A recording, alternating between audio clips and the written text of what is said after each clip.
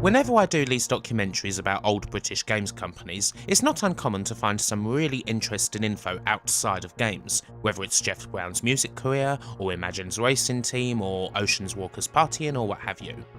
Sometimes it's a bit tricky to find this stuff, sometimes less so. This is Gremlin's head honcho, a man named Ian Stewart.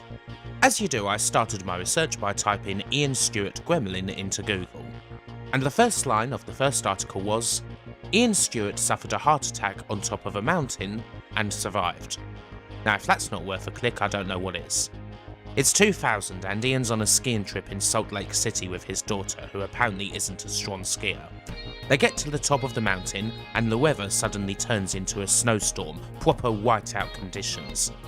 This isn't good for anybody to ski in, so it's probably a good idea to get the hell out of there. Ian certainly thinks so, going straight into protective father mode.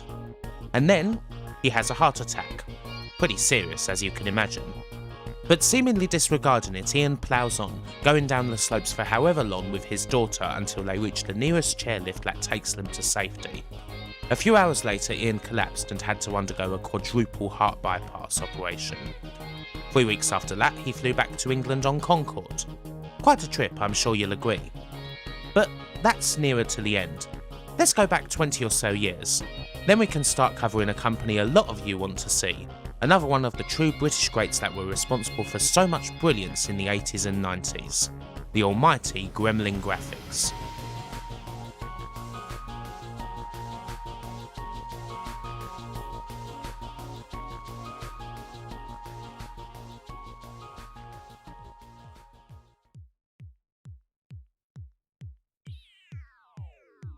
Here's another little diversion. I've covered a few games companies now and not one of them has originated from London. You'd have thought that old capital city would be the beating heart of the 80s coder revolution, wouldn't you? No chance. Ocean, Manchester. Imagine and Psygnosis, Liverpool. US Gold, Birmingham. Ultimate, Ashby de la Zoup. Hell, let's go on to others I've not covered. Elite, Walsall. Team 17, Wakefield. Codemasters, Southern. Tynesoft, Bladen on Tyne. Gargoyle, Dudley. Mastertronic? Okay, Mastertronic was London, as were Telecomsoft, owners of the Firebird label. But you kinda get the idea. There just seems to be so much more activity during this period in the north of England and the Midlands compared to what us southern fairies were doing. All the big hitters seem to come from up there. There's probably good reason for that, and it's kind of typified by the city from which Gremlin hailed from, Sheffield. Historically, Sheffield is one of England's most industrial cities thanks to the production of iron and steel. It's never been picturesque, but it was filled with factories and steel and iron and all the lads building things and going to work, you know. But alas, the steel's mostly gone now, along with the iron and the coal mining. That's a long story, which isn't really the subject of this video, but Sheffield and South Yorkshire in general were basically at the heart of a ton of industrial action in the 80s against the destructive policies of the Thatcher government that ultimately ruined them. People get away from this constant stream of picket lines and truncheon-happy coppers in various ways, like music for example. Sheffield was at the heart of the 80s post-punk synth-pop scene, with the likes of the Human League, Heaven 17, Cabaret Voltaire and ABC calling it home, a great soundtrack for the city. Ian Stewart and Kevin Norburn, the men who would ultimately become bosses of Gremlin, well, Ian Stewart in particular wasn't actually from Sheffield, but they offered another alternative, their computer games shop Just Micro. Originally employees at now long-gone electronics store Lasky's, they'd thought their company wasn't quite latching onto the booming software for the computers that they sold, which is why they opened Just Micro, a shop utterly dedicated to selling games and also a place where you could try games before you bought them. The tiny shop was packed most of the time, kids either out for the day on weekends or playing truant during the week, and gradually more and more people who had some experience in fiddling around with micros came in. Sheffield's computer scene, from people like Peter Harrop and Ben Daglish to companies like Dollarsoft and Alligator, was built around the community which existed in shops like Just Micro. And indeed, Ian Stewart had formed Gremlin within a year of opening the shop. Gremlin's opening quartet then consisted of Stewart, Norburn and two coders. Peter Harrop, a local boy and promising inevitable uni dropout from a mining family, and Tony Crowther, the equivalent of a star signing as someone with a bit of experience already, having made quite a few successful games for Alligator Software. He was definitely one of the bigger programmers around at the time, especially on the C64 thanks to the likes of Blagger. Positioned as a director of Gremlin, the 17-year-old Crowther stood to control a third of the company with Stewart and Norburn. Frequent discussions and plans took place on the shop floor at Just Micro, and the earliest titles, mostly Crowther's, were released to a decent enough reception. But the first really big title in Gremlin's library wouldn't belong to Crowther, it would be Harrop's. Gremlin's third game and breakthrough title, 1984's Wanted Monty Mole, was released right in the middle of the miners' strike, and this affected the second half of development as much as the first half was affected by Harrop creating his own take on the almighty Manic Miner, as Crowther did with Blagger. You play as Monty, and your mission is to head into Arthur's secret coal mine and get some coal so that your family can keep warm over the winter months. The Arthur in question is indeed a comic representation of the trade union leader Arthur Scargill, probably the biggest voice on the side of the miners during the period, and a man who, well, Harrop agreed with, but not with his methods. He could be very autocratic, oddly enough, and was certainly ripe for send-up. The game finishes with Monty Mole in Arthur's castle, and you defeat Arthur himself by collecting a secret ballot paper and presenting it to him. Then, as an ending, there's a scrolling poem which apparently was composed by a bollock-naked Ian Stewart during the middle of the night. And no, that's not a joke. Inspiration can strike at the strangest times. The game itself sold 20,000 copies in its first 6 weeks on the shelves, a pretty big number. It was a big hit for several reasons, one of the main ones being because it managed to get a spot on the news, with people talking about the game being an amusing distraction in these generally depressing times and so forth. This also meant that Peter Harrop made several classic "oh my god, I'm a programmer on TV" rabbit in headlights appearances on the Gogglebox, asked questions about whether Arthur Scargill himself had played it and whatnot. There were also plans to donate 5p per copy sold of the game to the miners' welfare, although sadly these fell through. It seems as though communication between the two sides was lost during the height of the strikes. Another reason for its success was, of course, that it's a damn good game. One of the best of many similar platformers that came out in the wake of Manic Miner and Jet Set Rally, to the point where Crash actually awarded Monty Mole the title of Best Platform Game of 1984 ahead of Matthew Smith's sequel. Gremlin's success in the second half of 1984 quickly brought others into the fold. Micro Projects were a small dev team that, thanks to their success in rebuilding Finn on a Sprint from a faltering Breakout clone to a big hit platformer, became one of Gremlin's best performers over the coming years. More and more people, guys like Sean Hollingworth, Greg Holmes, Christian Urquhart and Chris Kerry started working with them. And of course there was Jeff Brown, who you probably know already, the boss of US Gold and Centresoft and already a millionaire by this point. Jeff and Ian had become closer due to Ian's relationship and eventual marriage with Jenny Richards, the eventual joint CEO of Gremlin with Ian. Back then she was software buyer at Centresoft and also a friend of fellow founder of US Gold, Anne Brown. Jeff presented himself as having a lot to offer Gremlin, and they agreed that investment would be a pretty good idea right now. And so Jeff Brown invested in 25% of Gremlin, for his own holdings mind, not for US Gold, perhaps wisely seeing as putting it into US Gold could have brought Ocean into play. Remember that they owned 50% of US Gold after all. One upshot of this was that Tony Crowther, still only 18 remember, was furious that Jeff was now a director of Gremlin, seeing as that reduced his share in the company to a quarter. And so he decided to leave the company, eventually ending up back with Alligator. We'll see him again at some stage. Anyway, we shall pick up the business story of Gremlin as we go. For now, let's have a look at some of these early games properly. We've already looked at the first Monty Mole game, but there's plenty of others. First up, here's Tony Crowther's two main early Gremlin games. Suicide Express is a game where you're quite literally on rails. You control a train on a track, and you have to dodge other trains and various other things that are all trying to murder you. It's quite similar to a game by Alligator called Loco, and just like that game, it's very hard indeed.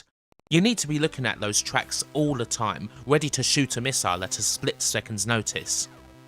A healthy challenge, but not for the faint-hearted. I prefer Percy the Potty Pigeon. This is quite an amusing game where you crap on cars and send them to a fiery death, while also grabbing twigs and building your nest. The hit detection can be a bit of a pain, especially on that nest. Sometimes you just fly past it for no reason.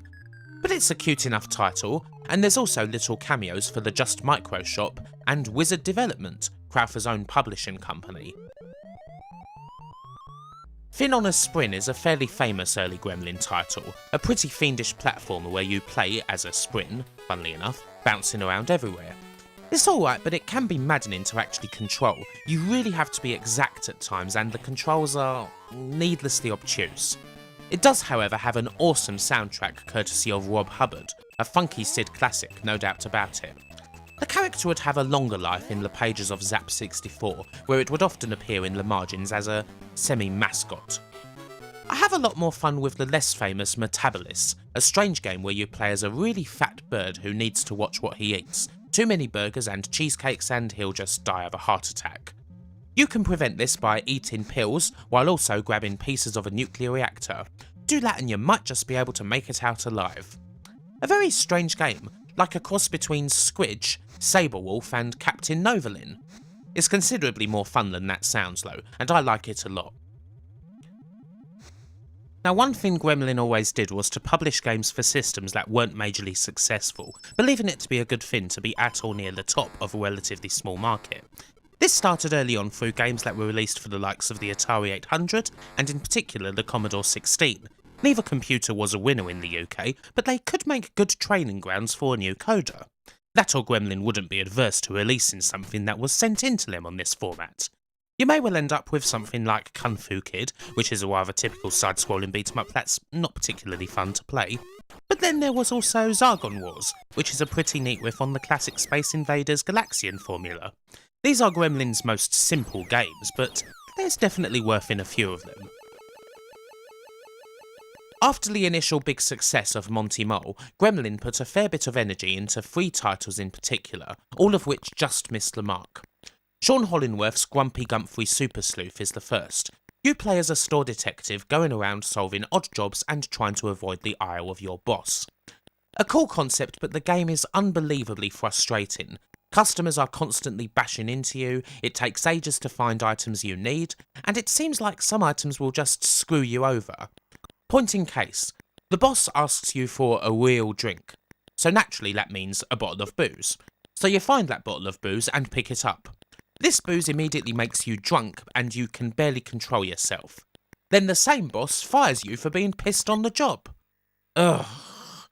Again, it's a really fun idea, but the way it's done kinda makes me hate it. Sam Stoat Safebreaker is the game that Pete Harrop did after Monty Mole, and it, like Grumpy Gumphrey, falls into the arcade adventure category, a rather obsolete game these days where you run around a map and collect things, sorta like Sabrewulf. You play as a cat burglar and you have to collect various items of worth. Again, it's a fun concept, it's always kind of fun to play as a burglar type character, but the execution is lacking. Mainly thanks to these bloody platforms right here that you always have to jump across, and which seem to be virtually random. Or the enemies that constantly block your way, making progress somewhat painful. I don't dislike this anywhere near as much as Grumpy Gumphrey, but I'm not a fan of it, and neither were most people, including Harrop himself by all accounts. And finally we have the second Monty Mole game, Monty is Innocent. This was made by Chris Kerry while Harrop was doing Sam Stoat. And guess what? It turns out that Sam Stoat is Monty's friend, and Sam has to break him out of the clink, where he's doing bird for nicking all of that coal. People tend not to remember this game, and you can see why. It's completely different to all the other Monty games, being another arcade adventure. It's the best of this particular trio for sure, with OK controls and the ability to actually protect yourself from harm, and the graphics are actually alright with some neat fake 3D things going on. But this comes at the cost of confusing collision detection and wondering just why the hell you can't get past certain things. Like the other 2 games, Monty is Innocent was not a critical or commercial hit. In this case, people probably expected more of the same from the Mole, and they didn't get it. Monty would return soon to deliver that, but as far as Sam Stoat goes, alas, this was his last caper.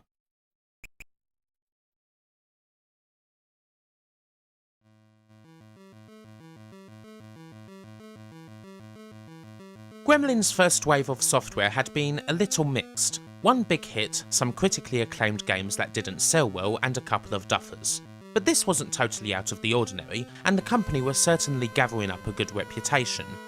At this point in time, they worked out of a couple of floors above the Just Micro shop in Sheffield's Carver Street, a fairly dingy location that was jokingly described by Crash as the prison on a visit in 1985.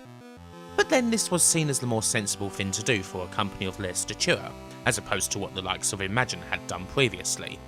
Not exactly glamorous, but hey-ho. Still, Ian Stewart as a boss was focused on his coders, and in these days when people like Matthew Smith had big name value, he tried to make his coders into stars of the gaming world with varying degrees of success. Tony Crowther already had a reputation when he joined Gremlin, although that didn't work out. Stewart also tried to make a star out of Peter Harrop, but he didn't really want that sort of role. Another Gremlin signing and potential coder star was Christian Urquhart, the man who'd made Daley Thompson's Decathlon for Ocean. But again, that didn't work out, perhaps thanks to the lengthy commute from Urquhart's Liverpool home to Sheffield. His game, Beaver Bob, ultimately went unreleased, and Urquhart left Gremlin inside of a year, although not acrimoniously. In the end, the name of Gremlin itself was always worth more than the stars, and as the name value of individual bedroom coders faded, that wasn't necessarily a bad thing. Gremlin's next big hits would come in late 1985 and 1986. Bounder, their biggest and best reviewed title to date, actually arrived on their doorstep courtesy of a four-man team who ended up being paid £2,000 each for their game. Oh, and they also gave the rights to Bounder itself to Gremlin, a move that they would end up regretting. This puzzle platformer was a huge title on the C64, receiving a stonking 97% from Zap. It's a bloody fun game, although also one of the hardest known to man. Seriously, it's brutal beyond belief. Some folks did complain that 97% from Zap was over the top, that the likes of Gary Penn and Julian Rignall, known at the time not just as top reviewers but some of the most skilled games players around, hadn't made the difficulty of the game all that clear. But in any case, it's still a classic where you almost enjoy the ridiculous unfairness of it all, the random placements when you die, the enemies that you can barely avoid. It's not that bad when it doesn't make any bones about it. And then, of course, there was the return of Monty. Following the success of the original Monty Mole, Monty is Innocent hadn't been nearly as big a performer, largely because it was a completely different game. In retrospect, due to the big difference in gameplay and it not being coded by Harrop, it's almost seen as a spin-off. The third game in the series, Monty on the One, was coded by Harrop and would return Monty to what made him famous. The result is, quite simply, one of the greatest platformers to ever come out on the 8-bit micros. The game proudly retains some of Monty Mole's most infuriating features. The random crushers, for example, were never in Monty games because they had to be random. They were in there because Peter Harrop always liked them. It's full of humour, full of stuff to collect, full of great rooms.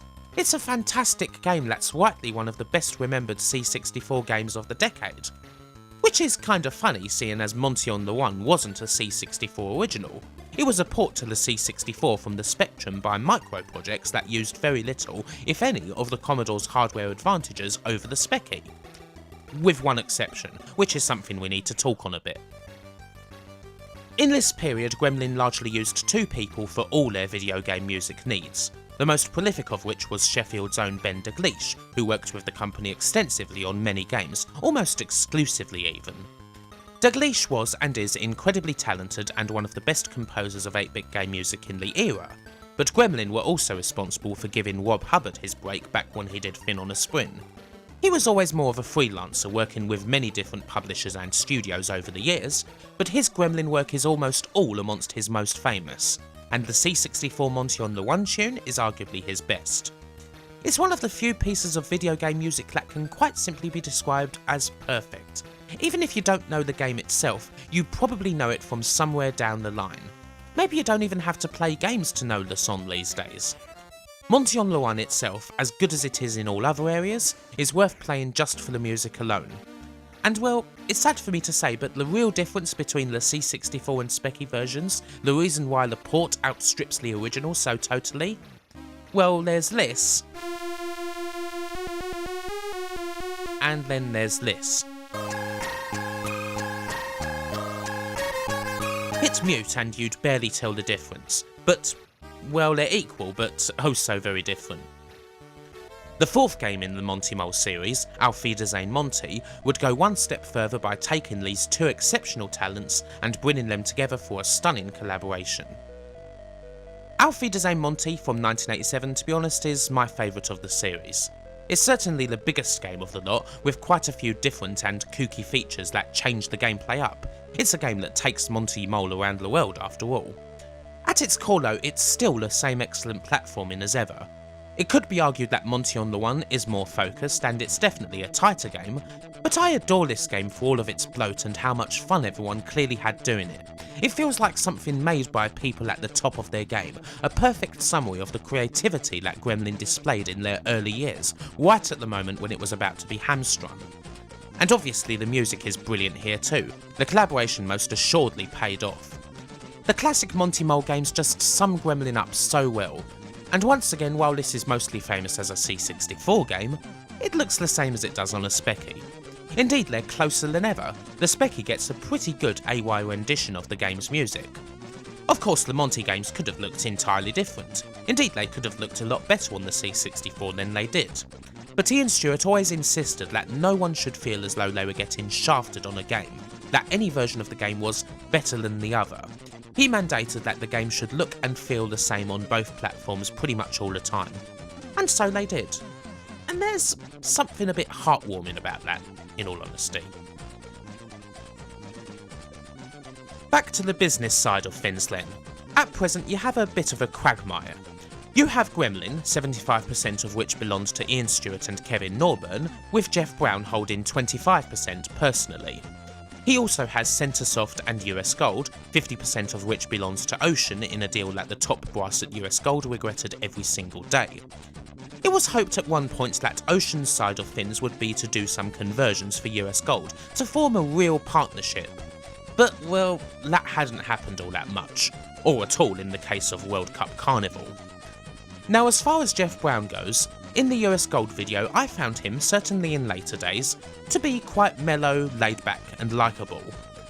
Obviously this wasn't always the case, certainly not in Lee's hungry days before he'd truly made his money. In the mid-80s, one of Jeff Brown's most famous quotes was quite simply, "Why does anyone else bother to compete with us?" Some said that at the time, Jeff Brown and US Gold wanted to completely dominate the industry, to block Centresoft, the UK's biggest distribution warehouse, off from everybody except US Gold. Some have indeed offered that point of view, including Tim Cheney, US Gold's ruthless ex-Commodore sales manager. So the US Gold and Gremlin relationship was quite complex. Cheney thought little of Gremlin personally and wanted to make sure that US Gold didn't do them any favours at all. Ian Stewart and the Browns were personally friendly. Jeff wishes to grow his own business, but US Gold is still somewhat hamstrung by the Ocean anvil that's tied to their leg, and there's plenty of monetary potential in Gremlin, who are also very dependent on Centresoft as a distributor. What a tangled web it is. And it's about to get worse, because Jeff's lawyer at the time is flabbergasted that Jeff only owns 25% of Gremlin. Why the hell don't you own more? And eventually, Jeff agrees. So the end result is as follows. Jeff, pretty much speaking through his lawyer, advises Ian to raise the capital of the company, issue some more shares, make the company worth more, on paper. Now the trouble with doing this is that when you raise the capital of your company, the share that you had isn't worth as much as it once was, so you need to buy more in order to get your share back. Ian and Kevin didn't have the personal capital to buy that much of a share. And guess who did? Jeff Brown. As a result of this advice, Jeff increased his share in Gremlin from 25% to 76%, a controlling share that basically meant Jeff Brown now owned Gremlin. I think that's about the size of it anyhow. It's an admirably vicious bit of legal foo. For Ian it was quite a learning experience, something he felt railroaded into, and certainly a harsh lesson, something that he wouldn't have wished to ever repeat. Jeff nowadays does have his regrets, believing quite rightly that what he did was pretty nasty, even describing it as something that he saw back then as an intellectually fun challenge more than anything else, and that in those days he could be more than a bit of a shit. Hell, taking over Gremlin wasn't even something that made him a whole lot of money in the grand scheme of things. The friendship just about survived, although things wouldn't ever fully be the same. Ian and Kevin were still in place at Gremlin, one in the studio from day to day, but Jeff Brown now held the keys to the kingdom. He could have done whatever he wished with Gremlin. He could have had them pump out nothing but conversions for US Gold. He could have wound it up, changed the name to Super Kooky Gremlin Funtime Costumes and decided that they'd be better off making goblin outfits for Halloween. All sorts. Of course, he didn't want to do any of that. Indeed, it seems like what Jeff really wanted for Gremlin was to make it even bigger, for them to get on that ocean level, although not big enough that they'd actually compete with US Gold. As such, the mix of other games for this chapter are an interesting bunch, from typically intriguing, traditionally Gremlin type stuff, to high profile conversions and what have you. Probably the biggest game that Jeff gave Gremlin to develop was the home version of Gauntlet. I find the home ports of this classic to be remarkably consistent, and this one's no exception. Gauntlet on the C64 or Spectrum is just magic, a great conversion, mainly because the game is actually fantastic to control on a keyboard. So yeah, I mean it's Gauntlet. You can put it on just about anything and it'll be a superb game, and the result here was one of the biggest selling microcomputer titles of Christmas 1986, a huge hit for US Gold. It was also quickly followed up by an expansion, Gauntlet the Deeper Dungeons, which includes 512 new levels. They're considerably harder than the original set, and generally not as good, but still something if you just can't get enough Gauntlet in your life. In the last part we saw several arcade adventure games that tried to do some pretty unique things but just missed the mark. You would hope that someone would get it right eventually, and what do you know, here comes Greg Holmes with the utterly brilliant Jack the Nipper. You play as a little baby who wants to be a little brat. You do this by increasing your naughtyometer, usually by breaking things, shooting bubbles at adults, and generally acting like vile demonic hellspawn. It controls well, plays great, and has a fantastic art style. The old school comic look it's going for is a brilliant hit for the Spectrum in particular. A great game, a big hit, and a very fondly remembered title indeed.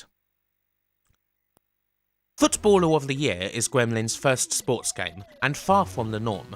Based off a board game concept, you play as an individual footballer, going from game to game and trying to get better. You do this through buying goal cards, which you then use during matches to give yourself chances at scoring goals. They can be quite expensive, so it's best not to just chuck them out willy-nilly. Incident cards are also important. Generally they're things that either give you a bunch of money, or take it away from you. If you score enough goals, make enough money, get transferred to better teams, maybe you'll play for the national side one day. In my case, this isn't very likely. The game is a quirky bit of fun, not a complex game, but good nonetheless. The Way of the Tiger goes down as Gremlin's first licensed game, based on a series of adventure game books. You would think adventure might be a part of the game, but no, it's a fighting game, very much in the Way of the Exploding Fist mode, only with weapons. My general rule with these games is that if it's not international karate, I'm usually not that interested, and I find this to be intolerably slow and cumbersome. It was a decent enough hit, mind, and Gremlin followed it up with a couple of similar games. Avenger, which is a top-down game that's considerably better and closer to the source material, and Samurai Trilogy, which is an original game that's basically the same as Way of the Tiger. Future Night is a 1986 platformer by Andrew Green and Chris Shrigley, the same guys who made Bounder in other words.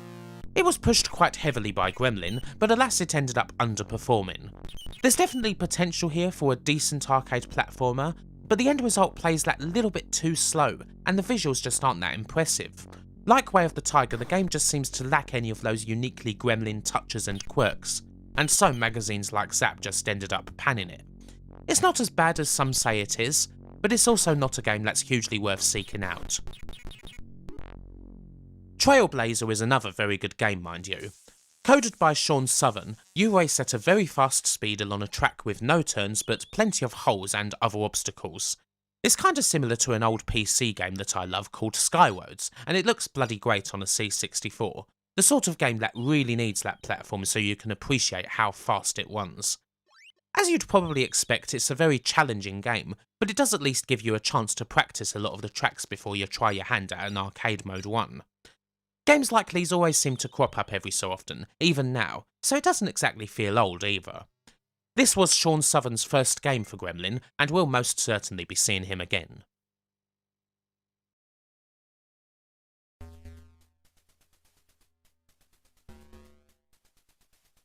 As we move deeper into 1987, Gremlin kind of go into a state of flux. There's another big hire in Tony Kavanagh, Gremlin's new sales manager, previously of Ocean, tasked with the job of matching and beating the likes of US Gold's Tim Chaney.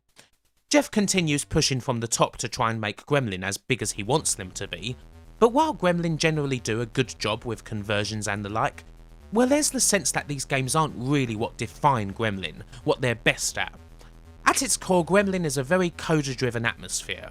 Ian Stewart is a tremendously well-liked boss. While he pushes his team and is pretty rigid when it comes to timing and the like, he'll happily let his coders take on projects as they see fit, and Gremlin's coders are pretty damn good. However, a lot of them are also unhappy with various things. They feel that they can do better, and that they're not quite getting enough in terms of royalties for what they're producing. It's a tricky situation, and ultimately, something just snaps. That something, near the end of about 86-87, is a big load of exits. In the end, Tony Kavanagh doesn't last all that long. Pete Harrop and Sean Hollingworth are grizzled Gremlin vets by this point, but they want more, and they decide to leave. Tony goes with them. There's word of others possibly leaving too, maybe Greg Holmes or Chris Kerry. Jeff Brown tries to stem the tide mainly through threats and bollockings, but it doesn't work. In the end, while Holmes and the Kerrys don't leave, Kavanagh, Harrop and Hollingworth do, representing a significant chunk of Gremlin's talent. The company that this trio formed was originally known as Teak, although they're more famous as Chrysalis Software, a pretty successful publisher and developer in the 90s, well known for games like the licensed Manchester United titles and Soccer Kid. In the end though, while these people are good, they're not totally irreplaceable. Gremlin weather the storm, even if there's a feeling that the general atmosphere might be changing. Games are still coming through, new faces are showing up, and hell, Just Micro is still an ongoing concern, meaning that every now and again someone with a bit of talent may well simply appear on the tiny shop floor. There were also a couple of other concerns. A long-existing satellite studio in Derby that spun from the guys who made Bounder, and now a studio in Birmingham, closer to US Gold territory, originally created by Jeff and Ian for the port of Gauntlet. The sales manager position was now filled by Jeremy Heath-Smith, who would go on to become a pretty important figure in the UK industry during the 90s. He would soon relocate to Derby and manage the studio that Gremlin had there. On the games side, we have a fair few titles that signify Jeff Brown's intention to make Gremlin big, mostly a bunch of licenses.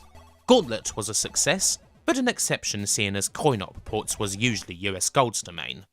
So there were a bunch of licensed games instead, with varying degrees of success. Let's have a look. Mask is, based off the old rubbish US cartoon and toys. It seems like you go around in a tank, blasting things, collecting other things, and that's about it. There seems to be some objectives you have to complete, but they're barely explained. The sort of game where you wish the folks behind it had just made an alright top-down arcade shooter instead. Death Wish 3 is another shooter where you go around blasting everything you see, which is, to be fair, a pretty accurate representation of the source material. Unfortunately, it's not that good, partly due to the lack of ammo, partly due to constantly getting stun-locked by enemies, but mainly due to the lack of any bad guys falling to their death thanks to an old woman with a broom. Naturally, the success of the first Gauntlet meant that a sequel was always on the way, and so Gremlin, with that new Birmingham-based studio, did Gauntlet 2 for US Gold in 1986.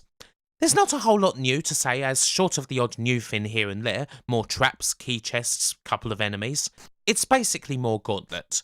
The utter similarity of this game to the original was frowned upon by magazines, but what can you do? That's what the arcade sequel was, after all.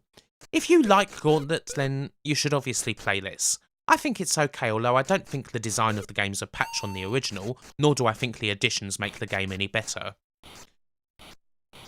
Gremlin also got the chance to develop a couple of Disney licensed games. Basil the Great Mouse Detective is a platformer where you have to find various clues and solve little mysteries. Strange little adventure, and actually not a terrible game as it goes, although it is pretty average. The film itself was a moderate success after a string of flops for Disney, although I don't believe this game exactly set the charts on fire. And then there's Mickey Mouse, which seems like it should be a big license on paper. But not really.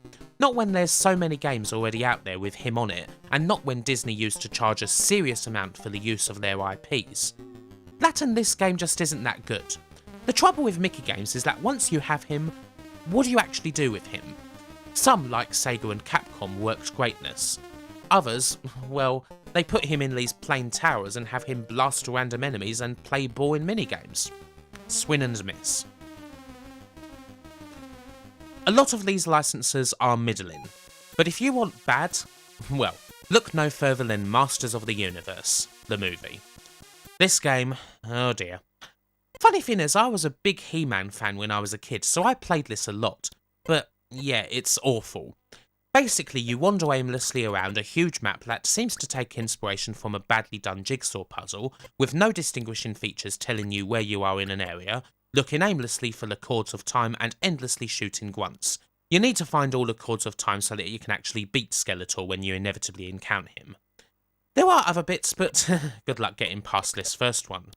When people bash the glut of licensed games on the microcomputers, this is one of the games that always comes up. It's nostalgic for me, but also, ugh. The game was heavily pushed at the time, but obviously it reviewed terribly. And then the film itself was a huge flop too, making this game a total loser for Gremlin. Possibly the worst game ever to come out under their name. Overall, a mixed bag, and a lot of it didn't sell all that well either. At this time there were quite a few problems with Gremlin. It was all a bit spread out. Ian Stewart was no longer in Sheffield, having moved to Birmingham, and it seemed like most of Gremlin's output was now coming from Derby. But with Fins being as they were, Jeff Brown was looking at restructuring Fins, which very likely meant closing the Derby studio, taking the balls out of Sheffield and generally moving Fins closer to Birmingham. The result? Another big break-off. Jeremy Heath-Smith and the whole of the Derby studio, guys like Greg Holmes and Simon Phipps, break off from Gremlin and US Gold completely and set up a new company, Core Design. They'd go on to be pretty freaking successful, all told. Departures to Core also include Kevin Norburn, Gremlin's co-founder. It seems like for Gremlin the departures just keep on coming. Chris and Steve Kerry, Mark Rogers and Ben Daglish all leave in 1988. Eventually Ian Stewart has to look towards external developers such as Andromeda and NovaTrade for potential relationships and support. Even more departures follow. By this stage barely any of the people who we've talked about and seen games from are with Gremlin anymore. The output of Gremlin is typified perhaps by the plentiful and very patchy Gary Lineker licenses, the woeful Superstar Soccer, the fairly decent Hot Shots, moderate successes but really nothing major to speak of at all. Industry buzz on Gremlin at this time is pretty negative. Some are even wondering if they really have much of a future in the industry, the way Fins are going. Fins look pretty bleak, all told. Still, there is more original stuff we can look at, thankfully. Dark Fusion is one of Gremlin's last really strong 8-bit releases, a barnstorming Ben Daglish soundtrack, and a perfectly decent shooter where you collect power-ups and fight with big aliens. Not a game that would set the world on fire, but better than a lot of their current output. Then there's the almost totally forgotten Tour de Force, a game by Tim Miller, who earlier did the awesome ATV for Codemasters. In this one you race against a bunch of bikers around the world, avoiding various obstacles on the track. It's kind of fun in a simplistic way actually, not as good as ATV but a solid release. In a similar vein to this is Skate Crazy, a top-down rollerblading game that is once again a very solid and well-received title, although not a hit. Before the likes of Greg Holmes, Microprojects and the Gremlin Derby folks left the picture, they all made sequels to their big games, all of which had been amongst Gremlin's biggest sellers up to that point. All the sequels were pretty different too. Rebounder takes the classic bouncing ball formula from the original and switches it up with multiple directions, lots more enemies and firepower. It's kind of like a cross between the original and a shoot 'em up. An interesting take, but I much prefer the simple bouncing of the original game. Not too bad. Greg Holmes' Jack the Nipper returns. Having been booted out of England for being too naughty, he's now in Africa. You know, like Shaft. The gameplay changes to being a strictly 2D platformer with really good graphics and cool sound, but again, the original was just more fun. The thing I like here is that you have several start points in the game, which changes things up somewhat on every try, even if the game can be right annoying at times. Still, it and Rebounder are okay. The only sequel that I think is pretty much a total write-off is Finn Bounces Back. Ugly, infuriating to control, no in-game music. I do not like this. But then I didn't like the original game all that much either. This is maddening for much the same reasons. Gremlin also published the last couple of games by Vortex Software, one by top-tier Greek coder Costa Panai, a legendary 8-bit name responsible for the likes of Highway Encounter and Tornado Low Level, and also Revolution for US Gold, which could be where this connection stems from. Hate is a superb game. It's another isometric Zaxxon-style shooter, but there's multiple vehicles to hand and plenty of speed. Even if there's lots of games like this, Panay was one of the best at them, so in the end you hardly mind. The other Vortex Gremlin game is actually even better, Deflector, a fantastic puzzle game where you control a laser through the use of mirrors, shooting all the targets and making contact to end the stage. Deflector actually might just be Vortex's best game, which is saying a lot considering that basically every game that Vortex released was superb. That's the 8-bits pretty much. Gremlin are now starting to attack the Amiga and ST. Their first project there was a very ambitious one, but it would be another huge misstep for the company. Here's Federation of Free Traders, or FOFT for short, FOFT maybe. The inspiration's obvious. It's a space trading game, a la Elite, but a lot more complex. You can actually land on the planets, there's more options for exploration, the galaxy's even bigger, you even have to do little bits of programming here and there.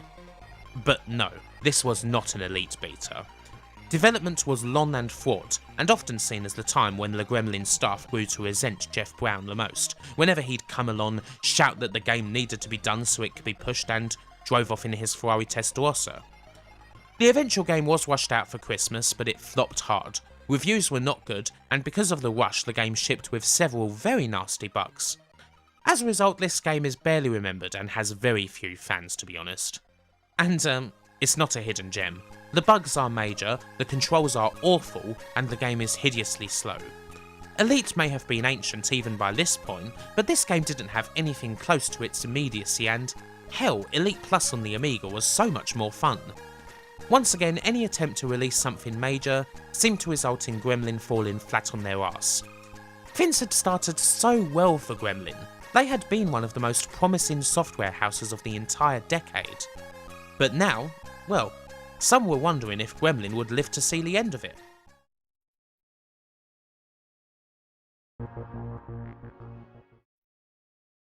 We're now in 1989, and if you've watched the US Gold video, you might well know that around this time, Jeff Brown was preparing for his own big company flotation, to take his holdings and eventually merge them together into a big company called Center Gold. In order to do this, several things had to happen, getting rid of that damn ocean business in the main. But also, well, what to do about Gremlin? There were several options. One of the simplest, perhaps, was to simply take Gremlin and merge it into the new company. Hell, he could have done pretty much anything. He owned it. On Gremlin's side, well, there hadn't been much to shout about lately.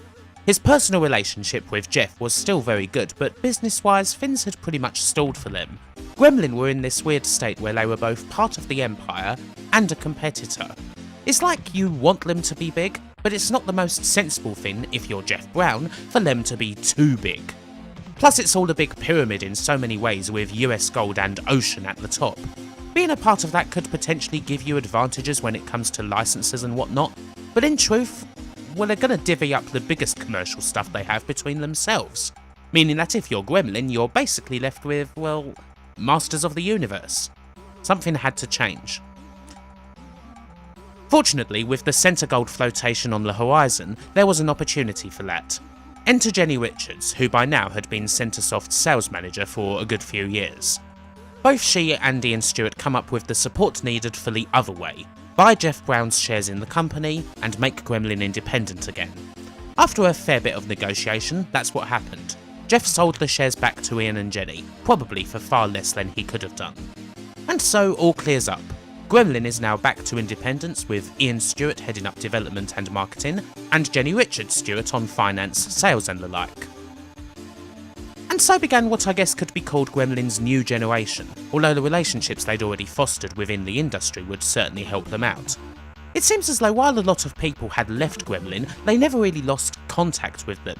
Indeed, many of them were and are still friendly with Ian Stewart. He might just be one of the nicest video game bosses of them all even. It's hard to find anyone with a single bad word to say about him, or anyone who's burnt their bridge. I mean, let's put it this way. Ian Stewart would have a very big reason to really dislike Jeff Brown for how he took Gremlin over way back when, and a lot of people would have. But he didn't. Even if that event was always in the background, the personal friendship was always there. And you know, that's a good, healthy quality that Ian Stewart seems to have, the ability to separate business and personal life from each other. In a situation like this, with Gremlin needing to rebuild their reputation to what it was, these qualities help. If you've got friends, then your chances of a successful rebuild improve tenfold. And there's no better example than the first game of Gremlin's new era. It's a brilliant, utterly obvious hit made by none other than the developers that used to be Gremlin Derby, Core Design. However, Core Design are still in their infancy and they lack the means to make this game as big of a hit as it can be. Someone else is going to have to publish. And well, who better than the guys they used to work for? No one at Gremlin Derby, including Core's eventual boss Jeremy Heath-Smith, had fallen out with Gremlin. And so Gremlin would publish Core Design's utterly fantastic and ultra-popular Switchblade. Switchblade is a very unique game for the era. It's one of the last platformers released for quite some time that thrive on the flip screen method, meaning it was as good as it could be on just about every platform, including the less arcade-oriented ones. Switchblade may have been good on the Amiga, for example, but for an Atari ST owner, well, the game was a killer app. Indeed, that was the computer it was built for.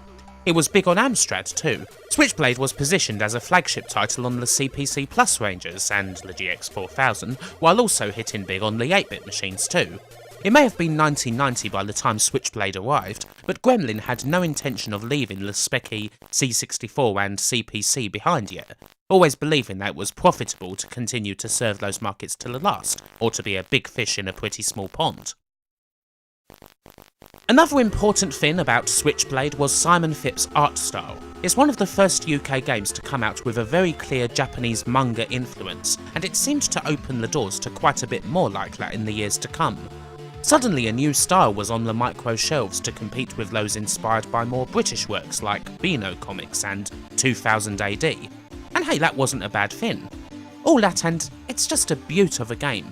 It plays almost like a flip screen Metroid, with a lot of secrets to find and a lot of things that Hero, our hero, can upgrade, including naturally his titular sword. It's very much a game of its time, but still one of those real standout transitional titles, one of the best of the late 8-bits for sure.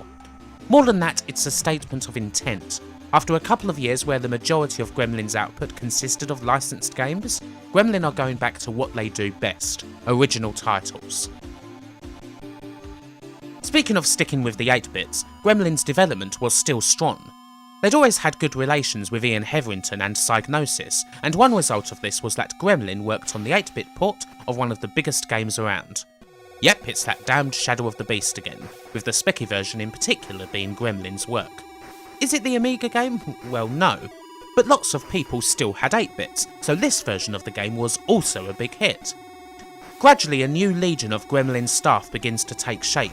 People like George Allen, who made his Gremlin bow with a fairly well received and strange little game called Venus the Flytrap, or graphic artist Bernie Drummond, formerly of Ocean, designers like Graham Innes, prolific musicians like Neil Biggin and Pat Phelan, small studios like The Warp Factory and Magnetic Fields, and of course someone who would end up working on many Gremlin games in just about every capacity going, Adrian Carlos.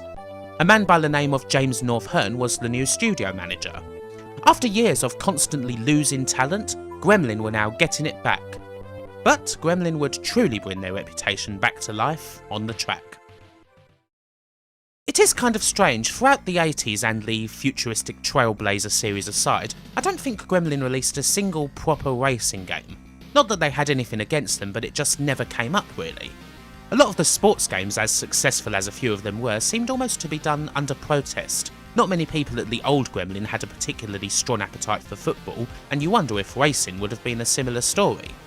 But then everything's new at Gremlin now, so perhaps things changed in that regard. And besides, when you're a publisher, the work of one great developer can change everything. Such was the case when Gremlin got together with Magnetic Fields, a studio run by another former Gremlin full-timer, Sean Southern. In 1990 they would make two fantastic games that are among Gremlin's best known, the first being Supercars, a tremendously fun top-down racer filled with power-ups and the like. It's a game that really gets what makes top-down racing games work, good tracks and plenty of nice little gimmicks. It's a doozy. The second was the first entry in a big series, Lotus Esprit Turbo Challenge, one of the Amiga's best-loved racing games. Funnily enough, it originally featured a Porsche in development, but everything changed once Gremlin got the Lotus license. And hey, it is more patriotic after all. Lotus scratches a very similar itch to Outrun. While almost every game in the series has a switch in philosophy, from racing against competitors to racing against the clock and so on, in the main there's always a love of driving an awesome and very fast car along with listening to some cracking music along the way, because my god do these games have great soundtracks. All three of the Lotus games are excellent and thoroughly essential, and they're amongst the most well-known and best-received games in the history of Gremlin. Lotus 2 and 3 in particular are just fantastic games. I find it hard to think of any other 16-bit racing game that runs as quickly and smoothly as the Lotus games do, while also giving you such satisfying tracks. Hills, dips, tunnels, turns, jumps, it's all there in these stunning arcade races. Mind you, there's a lot more to say about these games than just that. First off, Lotus Turbo Challenge got a pretty decent port to the Spectrum. It's great for 128k, and as it's one of the last titles Gremlin released for the Speccy, it serves as a nice goodbye to their 8-bit years. But Lotus also represents a new beginning. The second game, Lotus 2, ended up getting a port to the Mega Drive, becoming, I do believe, the first Gremlin game to see a release on a console. Confusingly enough, Lotus 2 on the Mega Drive became Lotus Turbo Challenge, and the eventual sequel, Lotus 3 on the Amiga, became Lotus 2 on the Mega Drive. The confusion doesn't end there. Top Gear for the SNES is basically the same game as Lotus 1, only for a different publisher, Kemco, hence the change in name. After that, however, the Top Gear series evolved into its own similar but still different thing with Top Gear 2 and the more futuristic Top Gear 3000. And Top Gear 2, weirdly enough and despite being pretty similar to a Lotus game, ended up getting ports to the Mega Drive and the Amiga. And also there was another spin-off that was motorbike related but pretty much the same as Top Gear, called Full Throttle. It's all something of a mishmash, but still, no matter what game it is, chances are pretty good that it's a bloody brilliant racing game. And Gremlin, well, they're most certainly back. Not everything is a success, of course. With Impossible, Monty Mole returns and shows that he's probably best left underground. Once again, it does show how Gremlin liked to keep a wide variety of platforms open to them. The lead platform for Impossible was the PC Engine, a system that was very obscure here. Unfortunately, the game itself is honestly awful, one of the worst that Gremlin had released up to this point. Bluntly put, while Gremlin were able to do a game with Monty Mole in it without Peter Harrop, it wasn't Monty Mole without him.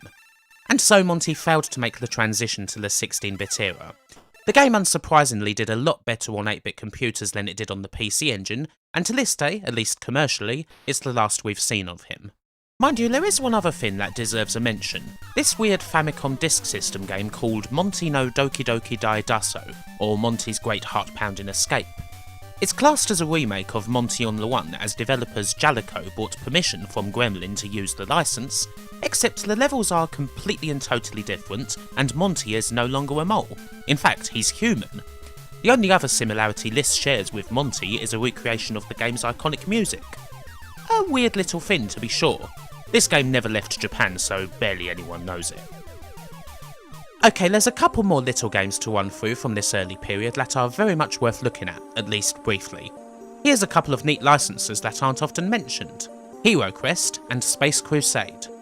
Taken from the Milton Bradley Games Workshop made board games, one based in fantasy, the other basically a kid's introduction to Warhammer, these games worked fine when you didn't want to bother with all the little pieces and doors that never stayed upright.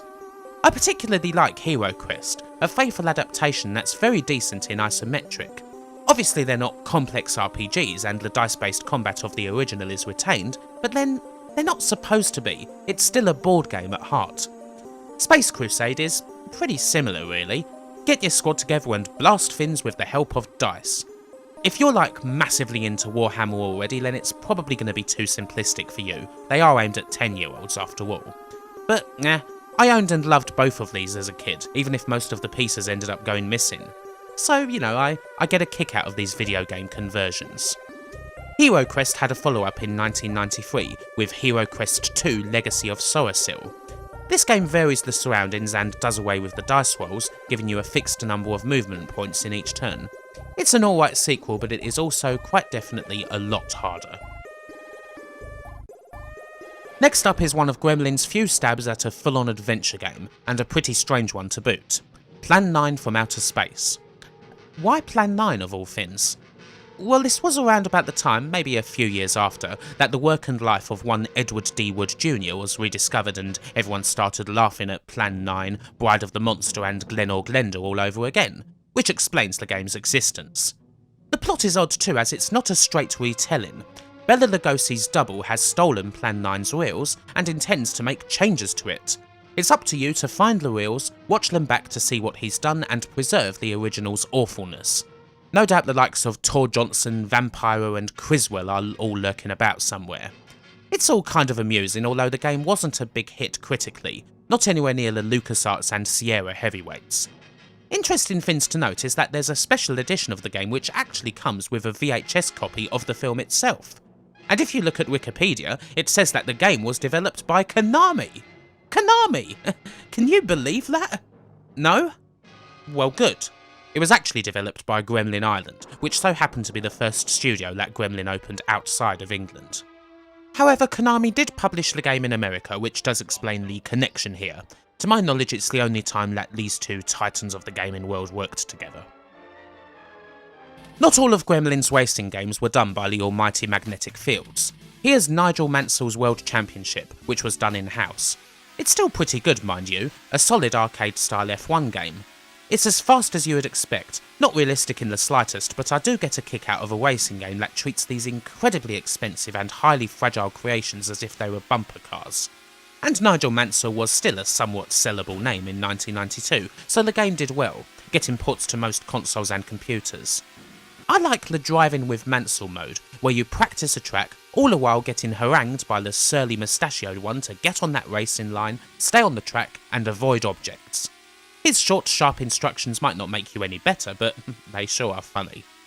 Also, just to emphasise Gremlin's propensity for sticking with machines to the death, Nigel Mansell's World Championship was ported to the ZX Spectrum in 1993. It was the last game released for the computer during its commercial period.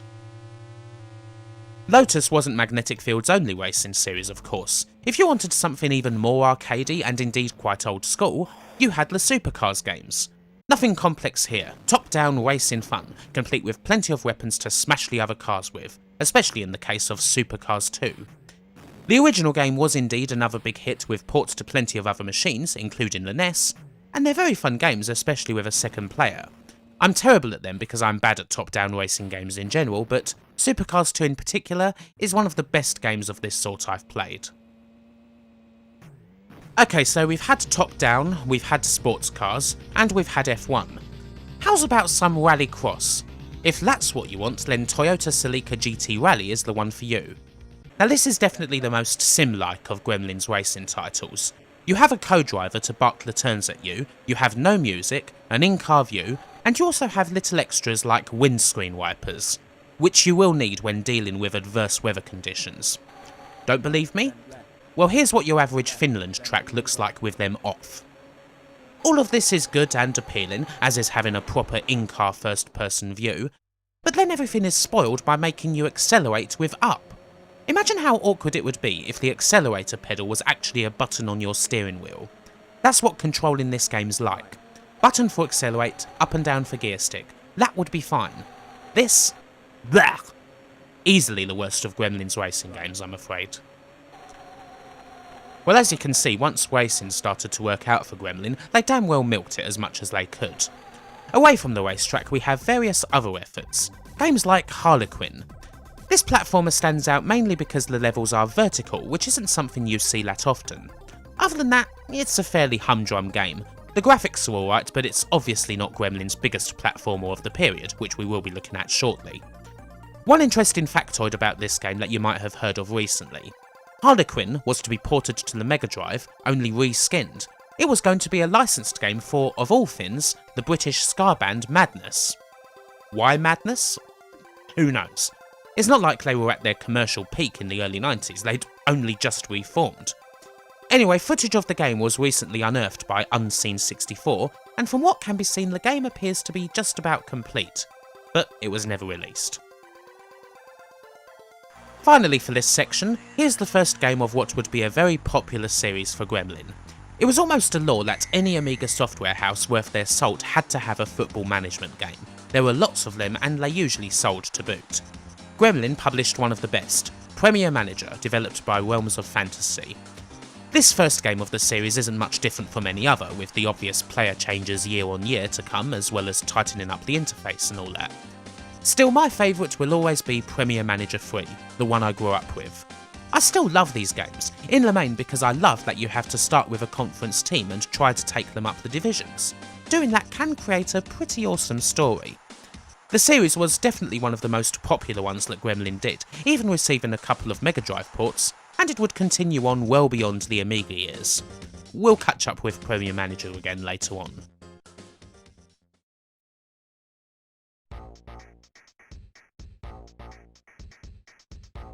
And so we're back to the good times. Gremlin games are receiving so much better attention than they were a couple of years previously. The late 80s may have been unkind, but things were looking up in the 90s, for sure. It should be stressed that compared to the likes of US Gold and Ocean, Gremlin were a small company. Those two behemoths were usually good for £20 million of profit in a year, whereas most of the time $1 million or two in turnover was a good year for Gremlin. But independence had brought the possibility of expansion, with Gremlin's first studio outside of the UK. I mean, sure, it's just next door in Ireland, but it's a sign of intent. And their success on the racetrack thanks to the games of Magnetic Fields had opened up a whole new playing field. They'd gone from having no racing games at all to being one of the best publishers of racing games on the planet. Also, perhaps most importantly of all, Gremlin designed and created the kooky and fun animated intro for Bad Influence, ensuring a place in the hearts of TV lovers forever. But in order to really kick things up a notch, something else was needed. Gremlin needed a new platform icon. Of course, Monty Mole wasn't it anymore. His whole struggle was wrapped up in the 80s, and without an Arthur Scargill, a Miners Strike, or indeed any mines, thanks Thatcher, to bore through, he had little purpose, especially not in these oh-so-attitude-driven 90s. Something else was needed. And so we come to what is, more than likely, Gremlin's most famous game. Zool was born out of two things. The first was George Allen's prototyping. While working on Switchblade 2, he'd made a fast scroll routine that potentially would work for a very speedy platformer on the Amiga. The second was Adrian Carlos's art. He created the Zool character. The funny thing about Zool really is that as such a big game, you'd naturally expect a stressful development. Which, of course, in this case didn't happen. While there were a few changes in the design here and there, particularly the levels which were originally a lot more surreal than they ended up being, Zool's development largely went off without a hitch, with no crunch to speak of. The other big change was, of course, the addition of Chupa Chups advertising, which was set up by Dave Martin, Gremlin's marketing director. It looks very silly now, but it worked. Gremlin apparently got 2 million lollipops to give away, which they did on just about everything, promoting the game to the hilt. You even got a lollipop in the box of the game itself. Which, if you have a copy, is hopefully not still sitting there now. The rather mellow development of Zool is reflected in the game, which was completed well ahead of schedule and allowed the coders time to just fiddle around a bit. You don't usually make a full side-scrolling shoot-'em-up as a bonus level if you're pressed for time, after all. It was all nice, straightforward, and the result was, well, it was great.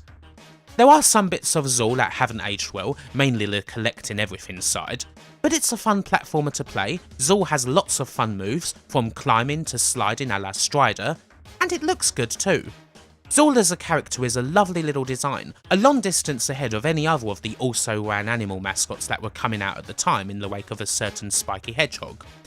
Zool was never fully part of that crowd, being a bit more of a contemporary, although a bit of Beatty merchandising, t-shirts and cover action always does go a little way. The game was a huge success, one of Gremlin's biggest to date. It scored 90s in just about every mag, was the biggest selling Amiga game of 1992, and ended up getting a whole bunch of ports to consoles and the like. The Ninja of the Nth Dimension most certainly did contribute. Which always makes it a little surprising that the game only had one sequel, 1993's Zool 2, which also introduced Zooz, Zool's female partner, and Zoon, his dog. The sequel was developed externally by the Warp Factory, previously of Harlequin, with Andy Findlay heading it up. And you know what, it's pretty good too. In fact, I tend to very slightly prefer the second game. It's largely most of the same, but I prefer its levels. Both games control very well, have stonking music, and have lots of cool little secrets to find. And of course they're both easily best played on the Amiga. Zool's ports never quite managed to capture the original's magic, and Zool 2 was only ever ported to the Jaguar and CD32. If you've ever thought of the game as a rather simplistic and naff Sonic clone thanks to its rather middling MD or SNES versions, playing it on the Amiga might well change that. I mean, again, it should be said that there are some big annoyances here and there. There's so much going on in the first Zool that the sprites are at times prone to flickering or disappearing completely. And Zool 2 can be a seriously annoying collectathon that does require 99% of items to be collected in order to beat a level. Enemy drops do make that slightly less daunting than it sounds, but it's still a major pain. It can be really quite unfun to go all the way around a level looking for collectibles once you've basically reached the end. Still, Zool is one of Gremlin's greats in any case. It's perhaps a little surprising that it didn't have a longer life. As far as anyone can tell, there were never any plans to make a 3D Zool game or anything like that, and there were only ever these two games. It probably could have lasted longer, but Gremlin resistedly urged to go ahead and stick Zool on absolutely everything, which in a way allows the game to retain its edge somewhat. More than anything else though, as we head into the end of the Amiga years, Zool shows that Gremlin was stronger than they'd ever been. The turnaround was complete. At the end of 1988, people were wondering if Gremlin would even make it to the 1990s. By the end of 1992, they'd had the biggest selling computer game of the year, and anything was possible.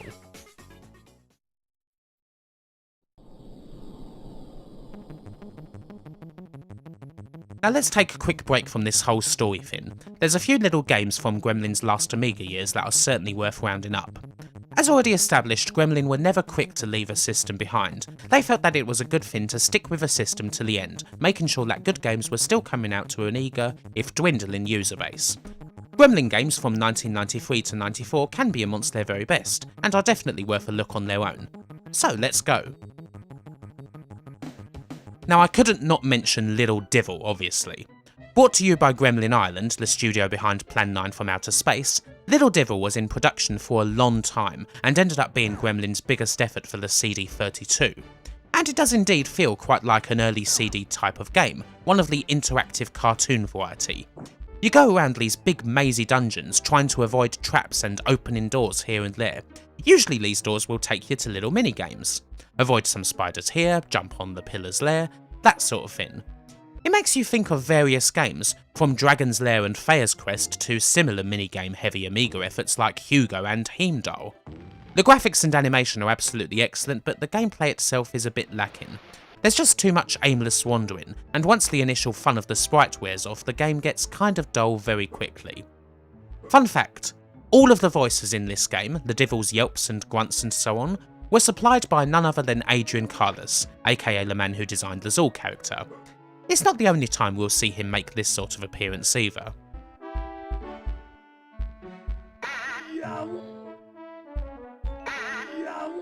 Here's Disposable Hero, an excellent if very hard shooter, as they just about all are on the Amiga. There's a couple of neat quirks about it. Power-ups are time-based as well as energy-based, so you're going to need to survive if you want to get your ship up to standard. And yeah, that's tricky. This is a very tough shooter, requiring serious memorisation if you aim to even get past the first stage of it.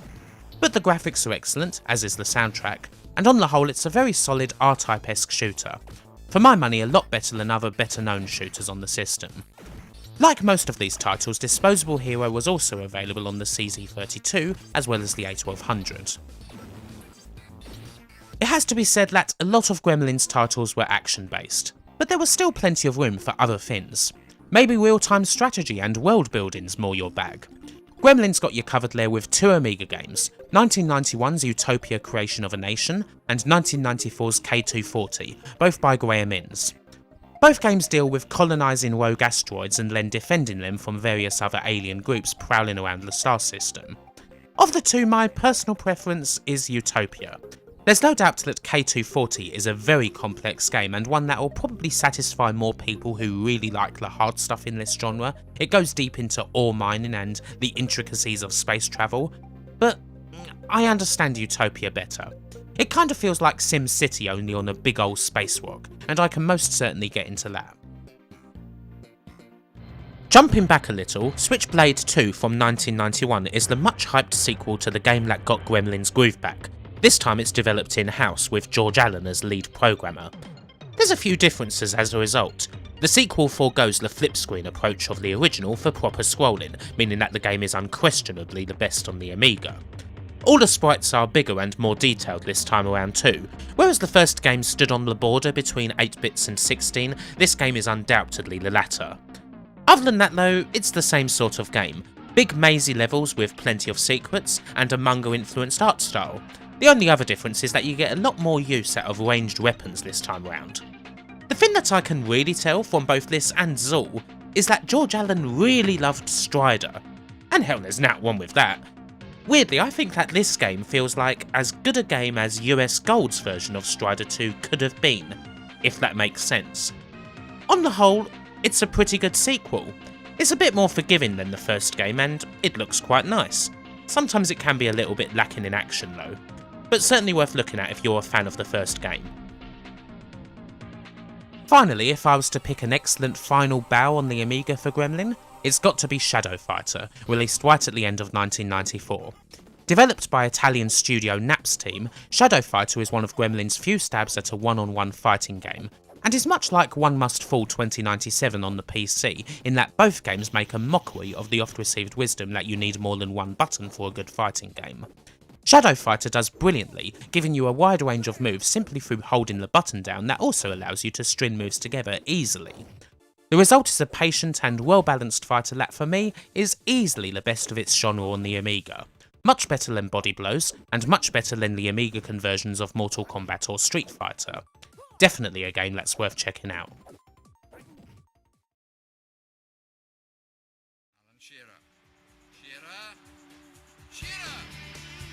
As we head out of 1994, it's time for Gremlin to start adapting to the changing industry. The 16 bits are coming to an end. The Amiga is coming to an end. The PC is slowly inexorably becoming the top computer gaming platform, and as Leigh and everyone else in the UK games industry found out at the start of the year, Sony were coming. Initially, Gremlin deal with the PC side through releases of some of their newer games in compilation form, such as the Lotus trilogy, or through more technical showcases like Slipstream 5000. There is a brief dalliance with virtual reality in the form of Shoot the Loot, and also a change of name. Gremlin Graphics is seen as a bit old-fashioned by now, and with more 3D games on the horizon, it's decided to give the company a more fitting name. And so Gremlin Graphics becomes Gremlin Interactive. And at the top of Gremlin, thoughts once again turn to football. It's been a while since Gremlin did any footy games, back in the darker days. With the market bigger than ever, Gremlin want to get back there, and with the help of Zool 2's Andy Findlay and his team, they would do just that. A 2D proof of concept shows that they're more than capable, and this turns into one of the first 3D football games available for the all-new PlayStation, Actua Soccer, the beginning of a whole new line of games for Gremlin that, all of a sudden, kicked them into becoming quite a big sports game developer.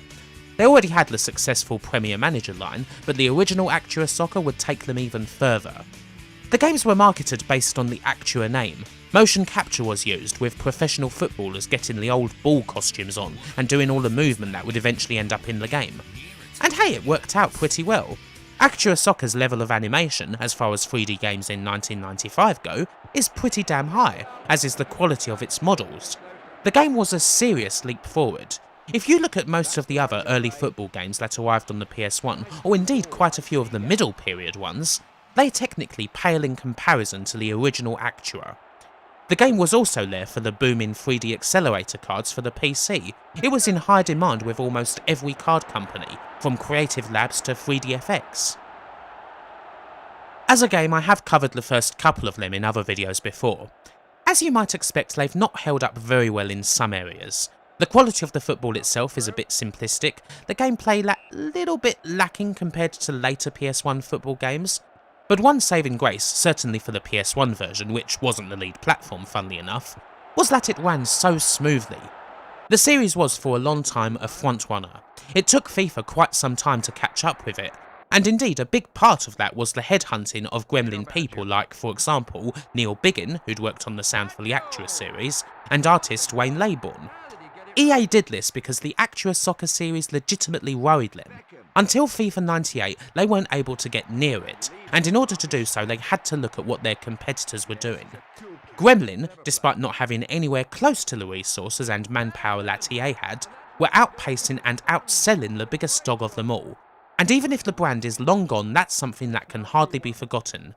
Indeed, of all these connected big British companies, US Gold, Ocean, Psygnosis, sort of, and Gremlin, that might be the only time that has happened. Ultimately, the lead programmer on Actua Soccer, Andy Findlay, was hired by EA too. He is now the Senior Development Director of EA Canada, the behemoth's longest-lived studio and the one that makes FIFA. If that doesn't show you how important and groundbreaking Actua Soccer was, I'm not sure what does. There were 3 main Actua Soccer games as well as a special club edition of the original and an official Euro 96 game, all of which sold well and for the most part got better over time. While I definitely prefer the original game to Actua Soccer 2, Actua Soccer 3 is definitely the best of the series and one of the PS1's better footy titles, only hamstrung a little sales-wise by the resurgence of FIFA by way of the almighty Road to World Cup 98. The ongoing Premier Manager series of football management games would also use the Actua Soccer engine for its matches. The Actua name also ended up on several other sports titles, all made using the same principles, key elements such as golf swings and the like being mocapped, and an emphasis on really good sound. Let's have a quick look at the rest. After Actua Soccer, the best known games in the line were undoubtedly the Actua Golf titles, of which there were 3 and this is the first. And hey, they're not too bad as far as PS1 golf games go. You've got some okay looking courses, plenty of camera angles, a power bar that actually bothers to feel like an emulation of a golf swing, and most importantly, the soothing dulcet tones of the legendary Peter Alliss, aka the only thing that really makes golf worth watching on TV. And again, Actua Golf was far better than the EA equivalent. PGA Tour was rubbish at the time, and would continue to be until well after getting the big Tiger Woods licence. As far as serious golf games on the PS1 goes, this is a good shout. Serious meaning not the all-conquering everybody's golf, of course. Okay, Hot Shots golf if you're American. Ice hockey was the next front, with Actua Ice Hockey boasting an official licence for the Nagano 1998 Winter Olympics. Yay. It's kind of amusing to think of a bunch of Brits trying to do ice hockey, but, well, here we are. As it goes, the game's not bad. The hockey is okay enough, and it's clear that the guys who made this played plenty of NHL 94. But, yeah, I'm not a big fan. Mainly because I haven't really been a big fan of any ice hockey game at all since the 16-bit years. Did this game beat the NHLs of the time? I would say that they were on about the same level. One big highlight in this game though is perhaps the single rudest line in the history of video game commentary. He takes the puck up the ice. I'm sure that the folks at Gremlin got more than a few sniggers out of that one. Right, how about some tennis? Now if you know me well, you will know that I will move heaven and earth for a good tennis game. I love tennis. However, Actua Tennis is decidedly not good. In fact, I can think of very few good things to say about this buggy mess. I like the realistic power bar for a serve. That's it. This is such a simplistic game. Every point devolves into boring cross-court battles, waiting for the opponent to inevitably hit the ball out, which they will after about 15 strokes. That is if you don't crush them at the net beforehand. You barely have to worry about returning the ball. The movement is so balked. Every player moves so fast and there's no momentum. A player has 2 speed settings, complete stop or Usain Bolt. This means that you can easily get back to almost any ground stroke that's way behind you. And no, not just a lob, any ground stroke. The only thing you have to worry about is that the controls are so rubbish that sometimes you'll try to set up a stroke, hold the button for power, then work the D-pad as you do in most tennis games, and unlike any actual good tennis game, your player will happily run out of the way. I've played a lot of tennis games in my time, and I'm afraid to say that this is one of the worst. Next up, is pool a sport? Now that's a deep question, but in any case it's part of the Actua line. This game originally came out as Pool Shark, but was later re-released under the name of Actua Pool. Much like tennis, I will haul ass for a good Q sports game. But again, well, it's not terrible, but it's still not good. There's not one as far as variation goes. There's 9-ball, 8-ball, 5-ball, straight pool, tons else besides. The gameplay itself though is a bit of a letdown. The biggest issue for me is just how imprecisely aiming is. Even fine aim for me is nowhere near fine enough. I'd also like to use the analog sticks, but they're not analog enough. And all this can make shooting kind of irritating and fiddly. It's not a bad pool game as such, but there were better ones around. Jimmy White's Cue Ball doesn't have the variation but plays much better, and, well, comparing this to a virtual pool title on the PC would just be unfair. Also, I could die happy if I didn't play another pool game that featured the same bloody awful and shite 12-bar blues soundtrack. Please. That aside, yeah, don't expect this game to run the table on you. Finally, let's have a look at what Premier Manager's doing. The series had a while to go before finishing yet, but Premier Manager 99 was the last to be published by Gremlin. As I mentioned before, these games use the Actua Soccer engine to display highlights from matches, which is pretty cool. The engine runs smoother than ever, and the commentary is actually excellent. Although for God's sake, make sure that you have a clean disc if you're going to watch highlights, otherwise this is the screen that you'll be seeing half the time. Other than that, it's still Premier Manager pretty much. Still the same options and still the same goal, which is noble. It would definitely be more profitable to just let you manage a top team from the start, but in this game you still have to start with a team from the lowest available tier, which in this game's case is Division 3. Fortunately, this means that at least in this game, I can still play with my perennial Premier Manager favourites Halifax Town, and get battered 7-3 by frickin' Darlington. Isn't it funny that the example match I captured for this video features not one, but 2 clubs that don't exist anymore? Supporter 1 revival clubs notwithstanding. Football. 'Tis a cruel game. Anyway, if playing a footy manny game on a PS1 was your thing, if Championship Manager 3 on the PC wasn't available to you, this would actually do quite nicely. And so that is the majority of the Actua Sports line.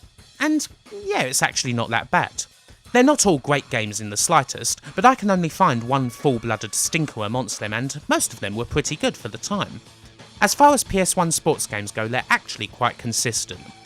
If Gremlin had had more resources, well, you know, they could have been serious contenders. There was enough here, particularly in Actua Soccer, to make the established big guns like EA worry and create something of a David and Goliath type scenario. Naturally, EA surpassed them in the end, but in the PS1 era, Gremlin more than proved their worth as a sports studio.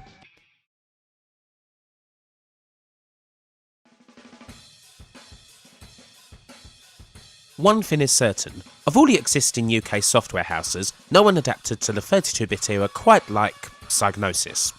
I mean, they had considerable advantages, what with Sony and all that. Of the rest who weren't backed by Sony, Gremlin were right at the head of the peloton. They took to the new generation like a duck to water. As far as the company goes, well, not much had changed. Ian Stewart was still very much the boss, and he was, as ever, one who'd happily chat with anyone on his wanderings, personable and approachable. James North Hearn, still in his manager role, was less approachable but well respected, and Jenny Richard Stewart handled the less glamorous financial side of things. The team was rock solid and getting bigger all the time. New faces come in on the floor or in management and adapt quickly most of the time. Old faces return. 1996 sees Gremlin's original star sign-in, Tony Crowther, work with the company again, and we'll get to that shortly. But generally, the calm state of affairs, no trouble at the top, just solid working, means that we can keep concentrating on games. Games like Loaded. Loaded is again another new thing for Gremlin. They certainly hadn't made anything like it previously. Designed by Adrian Carlis and Ash Bennett, Loaded is a pretty simple affair. Gauntlet, but with plenty of big guns and several buckets of blood. And of course it's damn fun. The sort of bloodfest that would help set out the PlayStation's stall. It is a more mature system after all, not just for kids and all that.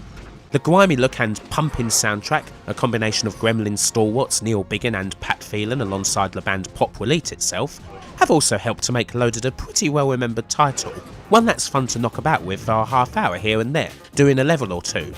They're pretty damn long most of the time and you're never going to be wanting for a fight. A jolly good game. The sequel, Reloaded, is sort of different actually. Still the same look, but there's less enemies, a few more puzzles, a bit more building up to relentless mobs.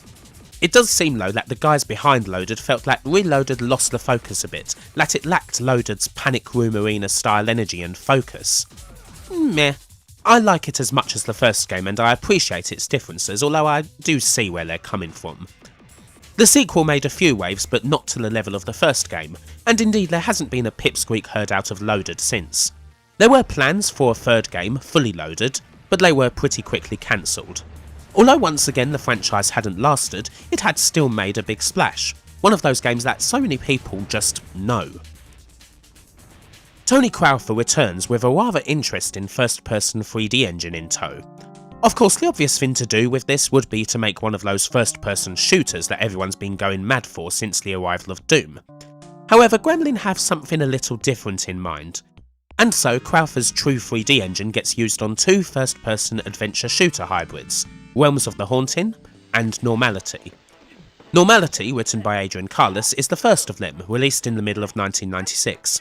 Quite an odd adventure game, but somewhat typical for the time.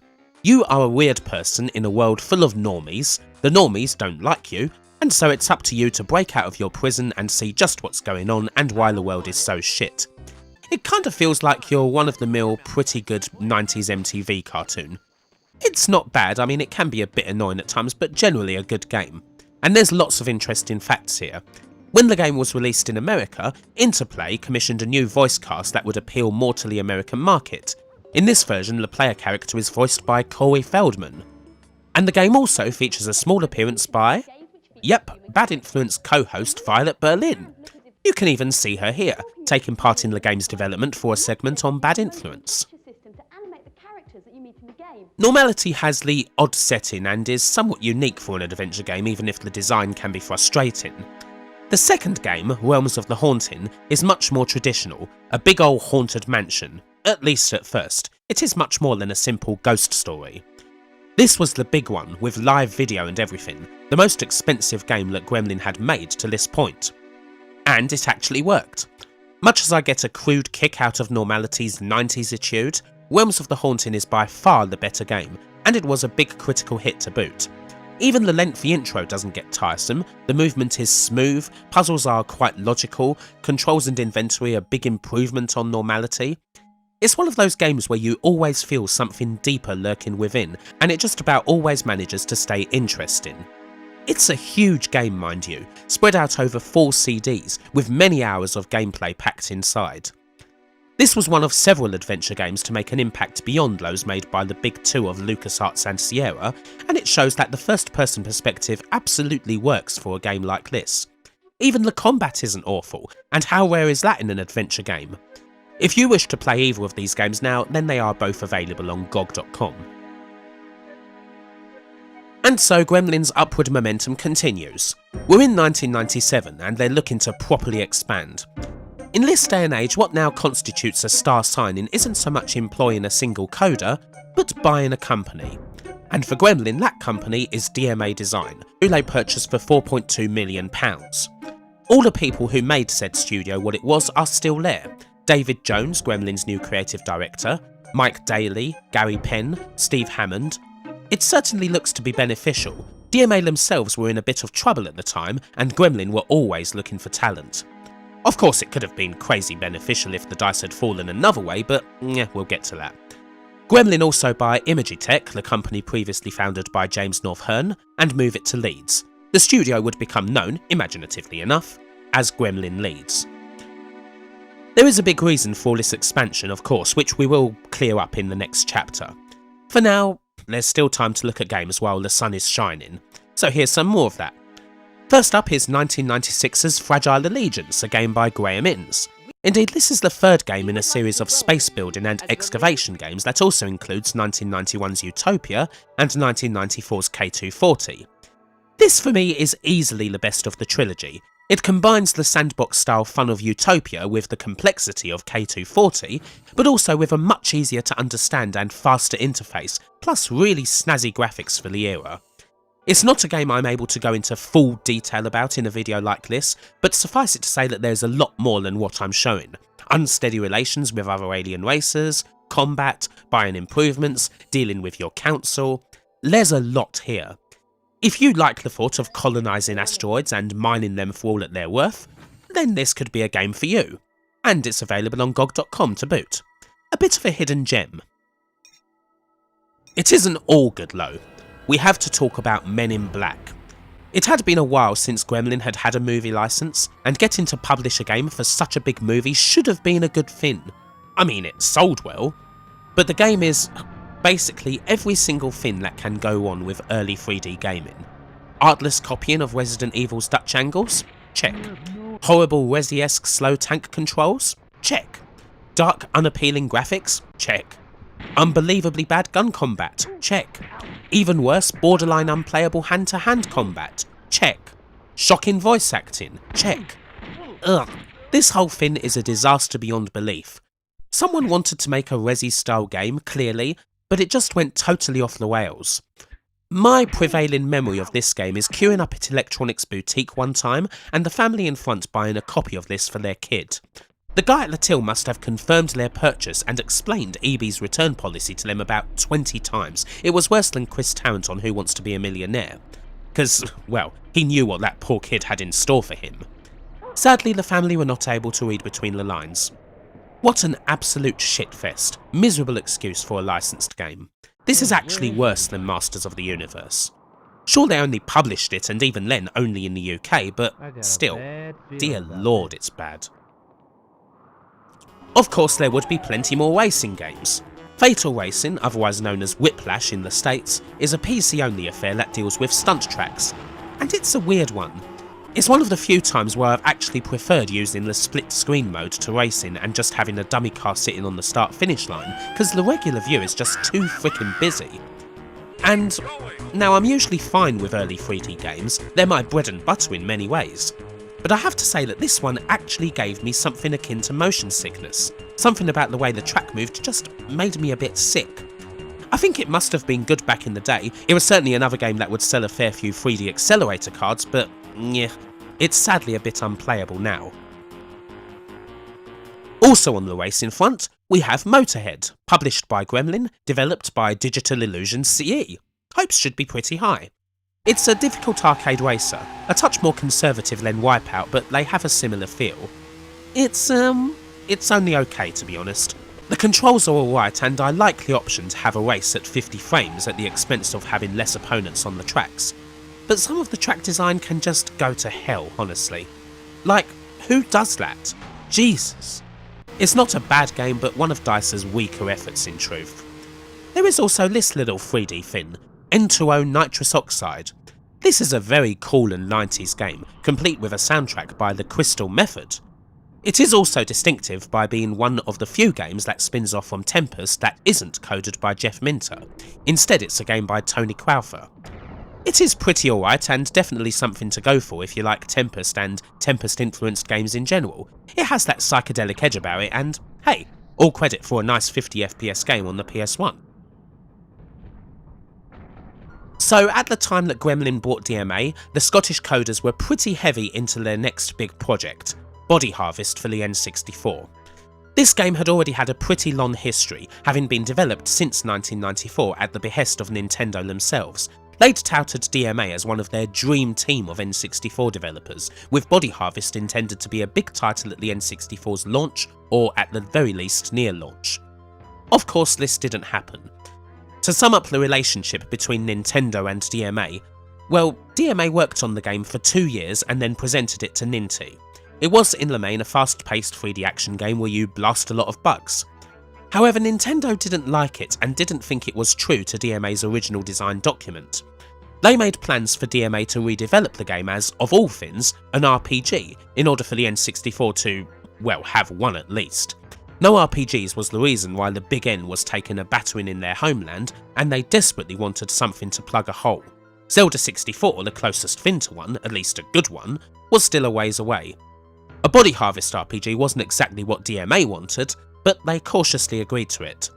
DMA worked with Nintendo for a year on this RPG action type thing, with plenty of big Nintendo coders making the trek to Dundee and the team working for a while next to Star Fox 64's team. And the end result was, well, some sort of RPG action hybrid type thing where you shoot a lot of bucks. The communication hadn't been there, and one expects that the drive hadn't really been either. To be fair, Body Harvest the RPG as an idea just doesn't make a whole lot of sense. Nintendo were once again not best pleased, and after 3 years of development, they decided to shitcan Body Harvest totally. According to Edge magazine, Shigeru Miyamoto himself was at that fateful meeting in a Japanese restaurant where Body Harvest was cancelled. Apparently he didn't have an awful lot to say. But all was not lost. When Gremlin bought DMA, they inherited Body Harvest, liked it, and decided that it should be finished and released with or without Nintendo. There was still a bit of friction. The big bosses at Gremlin, wanting perhaps to have a bit of an input on the game themselves, found it received coldly. Gremlin and DMA had differing philosophies, with Gremlin being a fair bit more pragmatic. Experimentation and creativity was great, but deadlines are the most important thing. DMA would rather take as much time as possible to make the game as good as it could be, regardless of deadlines. These warring philosophies caused some clashes here and there, but ultimately Body Harvest finally came out in 1998. The end result, as it goes, is actually quite good. A very decent 3D action title, with a fun B-movie feel about it. In the end, it is close to what DMA envisioned. God only knows what Nintendo were thinking with trying to turn this game into an RPG. Alas, after so long in development, the end result did get a bit lost in the shuffle, something that wasn't helped by the game coming out at virtually the exact same time as Legend of Zelda Ocarina of Time. But it's not bad at all. Perhaps not at the level of DMA's earlier titles, but such levels are impossible to keep up. If Nintendo had released the game as it was originally, well, it would have probably been a much bigger hit. And of course, Body Harvest is one of those big milestones on the road to what would eventually become Grand Theft Auto 3. It wouldn't have happened without DMA's first crack at a 3D action title. Now, Grand Theft Auto itself, while a DMA game, didn't belong as such to Gremlin. The first game was already in the hands of what was then BMG Interactive. One wonders, considering the original game's success, if that could have been another frayed link between DMA and Gremlin. That perhaps if things had happened another way, Gremlin could have had Grand Theft Auto, a big hit with the possibility, if things worked out as they eventually did, of even bigger hits to come. But, well, that's all total projection, and in any case at the time there were other far greater problems for Gremlin to consider. What had been going up now for so long was now suddenly starting to come down.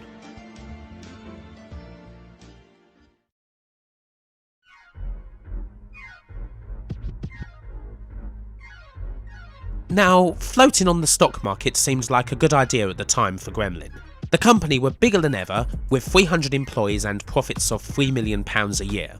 In order to expand further, Gremlin decided on flotation. They would take the company public.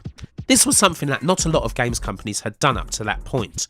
The first had been Centergold in 1994, a move that had initially gone very well but soon hurt the company, and was ultimately the final catalyst in ensuring the company's sale to Eidos and Jeff Brown's happy departure from the world of Major League Gaming. Gremlin's advisors were initially very optimistic.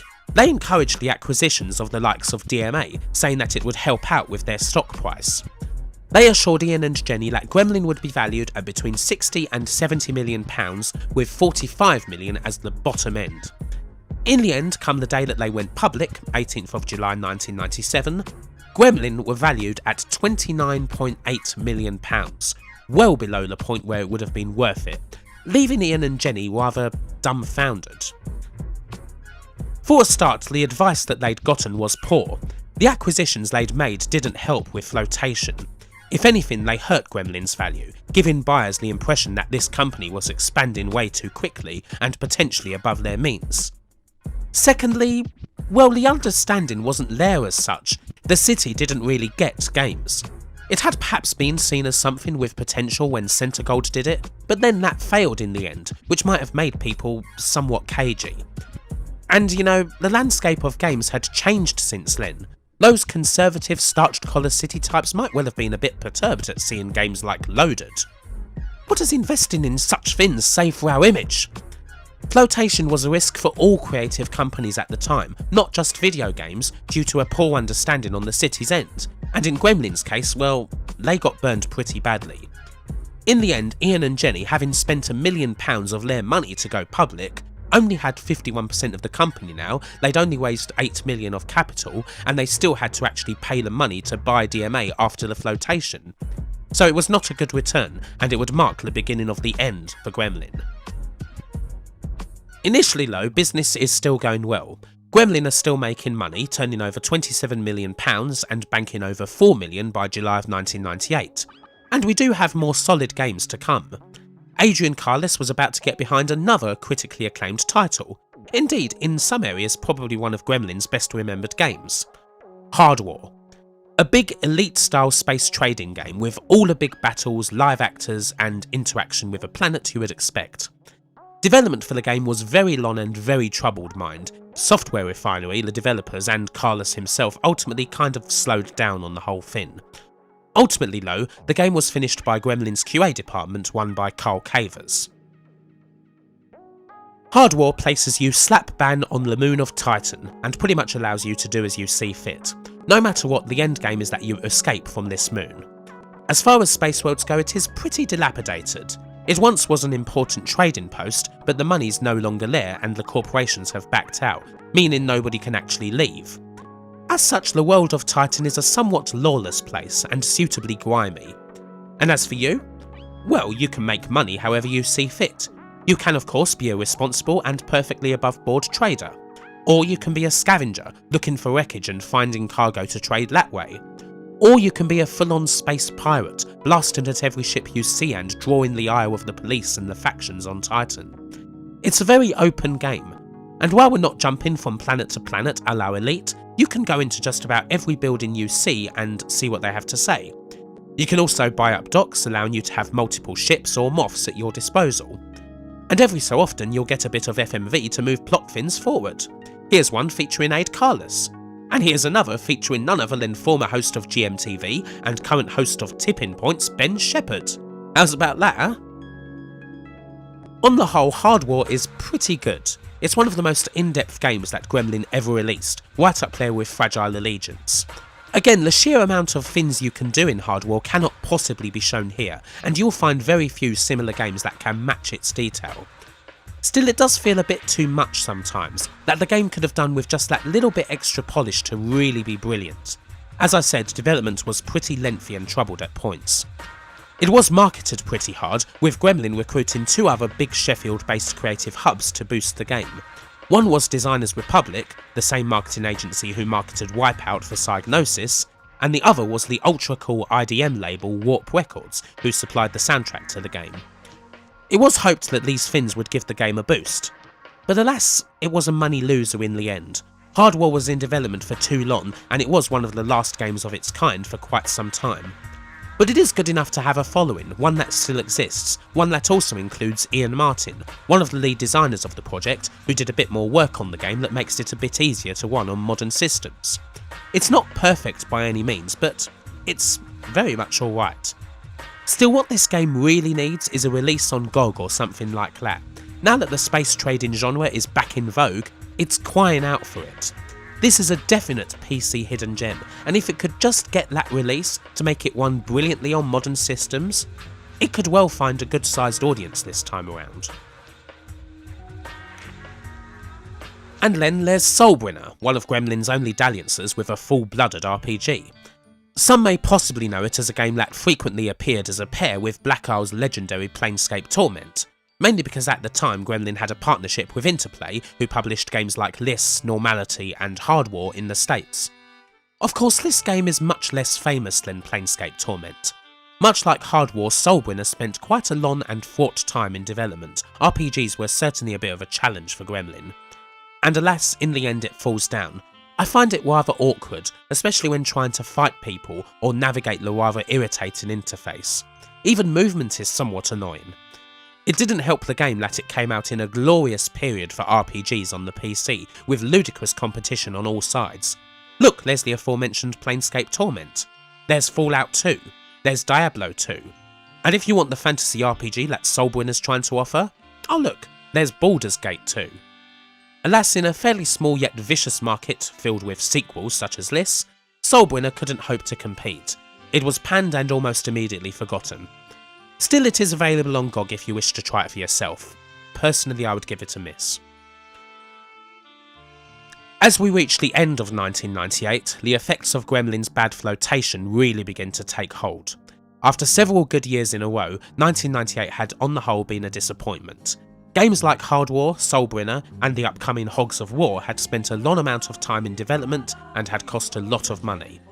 While Soulbrinner didn't come out until 1999, Body Harvest and Hard War had also not performed too well on the shelves by this point. Gremlin had to announce that sales and profits had the potential to be below expectation, and when you're a public company, this hurts. On one particularly black day, the 21st of December, Gremlin's share price fell 27% before the closing bell. All of a sudden, Gremlin were in deep trouble, and simple good games weren't going to be enough to get them out of it. They could try to acquire more companies, but this would set more plates spinning, and Gremlin already had enough of those. Ian and Jenny's marriage was on the rocks too, largely thanks to the stress caused by the flotation and the company's vulnerability. Sadly, divorce was in the air. And if things kept going the way they were, well, so was liquidation. Ultimately, they made their big decision to start looking for a buyer.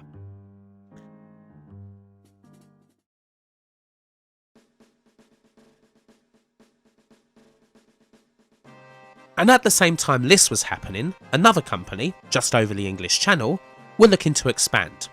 Indeed, they were expanding with a vengeance. Meet Bruno Banel's Infogrames, a company that was on a mission to become the European gaming superpower. Infogrames were, well, kind of like the French US Gold. They released a lot of games, and quite a lot of those games wouldn't even review all that well. But Infogrames had the best distribution network in all of Europe, far greater than even US Gold's was. Because of this, a middling Infogrames game could still easily shift anything from 500,000 to 1 million units. Infogrames, over the years, had amassed €500 million in potential funds, and they intended to use this to compete with the likes of EA and become the true biggest games company in the world. To this end, they had already made several mergers and takeovers with companies like Philips Media and Psygnosis. They had bought back shares that other companies such as Sega had in Infogrames Studios. By the time Bruno introduced himself to Jenny Richards and said that he wanted to buy her company, Infogrames had completely acquired Ocean Software for $100 million. Later they would buy Accolade for $60 million. Then 70% of GT Interactive for $125 million, including developers Humongous, Legend and Reflections Interactive. Eden Games, $4.1 million. Shiny Entertainment, $47 million. And of course Hasbro Interactive for $100 million, which gave them access to 2 brand names. Microprose, including IPs such as Civilization and Rollercoaster Tycoon, and the name they would ultimately reorganise themselves under, the oldest name in the game, Atari. Infogrames, to put it bluntly, were not fucking around, and while companies like EA, Eidos and Activision were rumoured to have shown an interest in buying Gremlin, Infogrames were the only company to bring a firm offer to the table. Ultimately, the deal was done. Infogrames bought Gremlin for £40 million. After the deal was signed, Ian decided to go on a skiing holiday with his daughter, which was where we came in, at the end. Ian Stewart struggling to get himself and his daughter down a mountain in the middle of a snowstorm, having just suffered a heart attack. After getting to safety, he would have a quadruple heart bypass operation. For him, well, the combined stress of Gremlin's troubles, the sale to Infogrames, and his divorce from Jenny had gotten to him. On his return to England, Bruno, ever humorous and flamboyant, bought him an ER Walls t-shirt. Originally, the plan had been for Ian to still run Gremlin day to day, but the heart attack had changed everything for him, and he didn't think that he could really run the company anymore after that. And so Ian Stewart decided to leave Gremlin completely, a move that, to be sure, was a blow to the acquisition. Bruno had very much wanted Ian to still be running things, trusting in his stewardship. He had the company, but he didn't have the man. The ball was starting to roll. It is at this point where Gremlin kind of ceases to be Gremlin. They are renamed to Infogrames Sheffield House, with James North-Hearn still heading up the day-to-day. Their next move is an interesting one, selling DMA Design. Since Body Harvest, DMA had made a couple of games for Gremlin, Tactics and Wild Metal Country for the Dreamcast, but neither Infogrames nor DMA particularly wanted to work with each other, it seemed, and so Infogrames sold the Scottish developers to Take-Two for £11 million. Funnily enough, this brought up the GTA question. It is possible that a big struggle could have ensued here, with Infogrames putting a claim on the franchise. But no, Infogrames passed it up. This was down primarily to Bruno. He didn't like GTA and didn't think it was the sort of game that Infogrames should be releasing. For all the money that the series has made since, Bruno has always said that he never regretted passing on GTA. The next decision is more immediately curious, dropping the Actua Sports line. It is true that the line was struggling a little by this point, lacking the licenses that others had, but there was still a lot of technical potential to be had there that ended up kind of being squandered. Dropping the Actua line also seemed to clash somewhat with Infogrames' statement that they would strive to make Gremlin one of the leading studios for sports games. It was all a bit odd. Instead of Actua, the studio released a game called UEFA Challenge. This could be smarter on paper, seeing as the game actually had a license and everything, but it wasn't much of a seller. The same could be said of quite a lot of Gremlin games around this time, sadly. Things were not ideal. The staff were demotivated, especially as a lot of the brands that had made Gremlin were now stripped out. The top brass was distant and now basing themselves in America, meaning that communication between Lem and James North-Hearn was becoming more and more distant. Redundancies happened in 2001 and 2002. It was basically a long and painful death, the sort that you want to shy away from. What once was Gremlin just, well, flittered away. There were apparent last-ditch attempts to save it, something that even Infogrames weren't exactly opposed to in the end, kind of like what happened with Jeff Brown and US Gold previously. But they themselves had expanded way too hard and way too quickly, and by 2003 Infogrames were running out of cash. They had not performed in America as they had expected to. This big move by Infogrames to become a world superpower in games? It was a stonking failure. They would have to drop companies, and it wasn't too long before Gremlin was one of them. Infogrames Sheffield House, aka Gremlin, closed its doors in May of 2003. The end.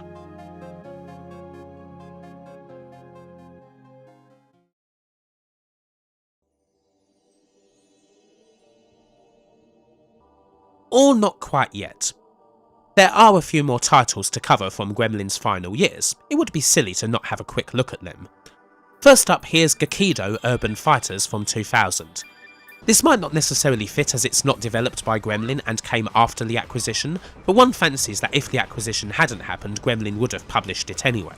It is after all by Nap's team, the same guys who brought us the awesome Shadow Fighter on the Amiga. And well, what do you know? This game is really good too. Gakido's goal is to bring the classic old-school beat-em-up kicking and screaming into 3D, and they manage it, making a game that feels something like a Final Fight or a Streets of Rage. Although if I had to pick a game that it reminded me of the most, it would be Cadillacs and Dinosaurs.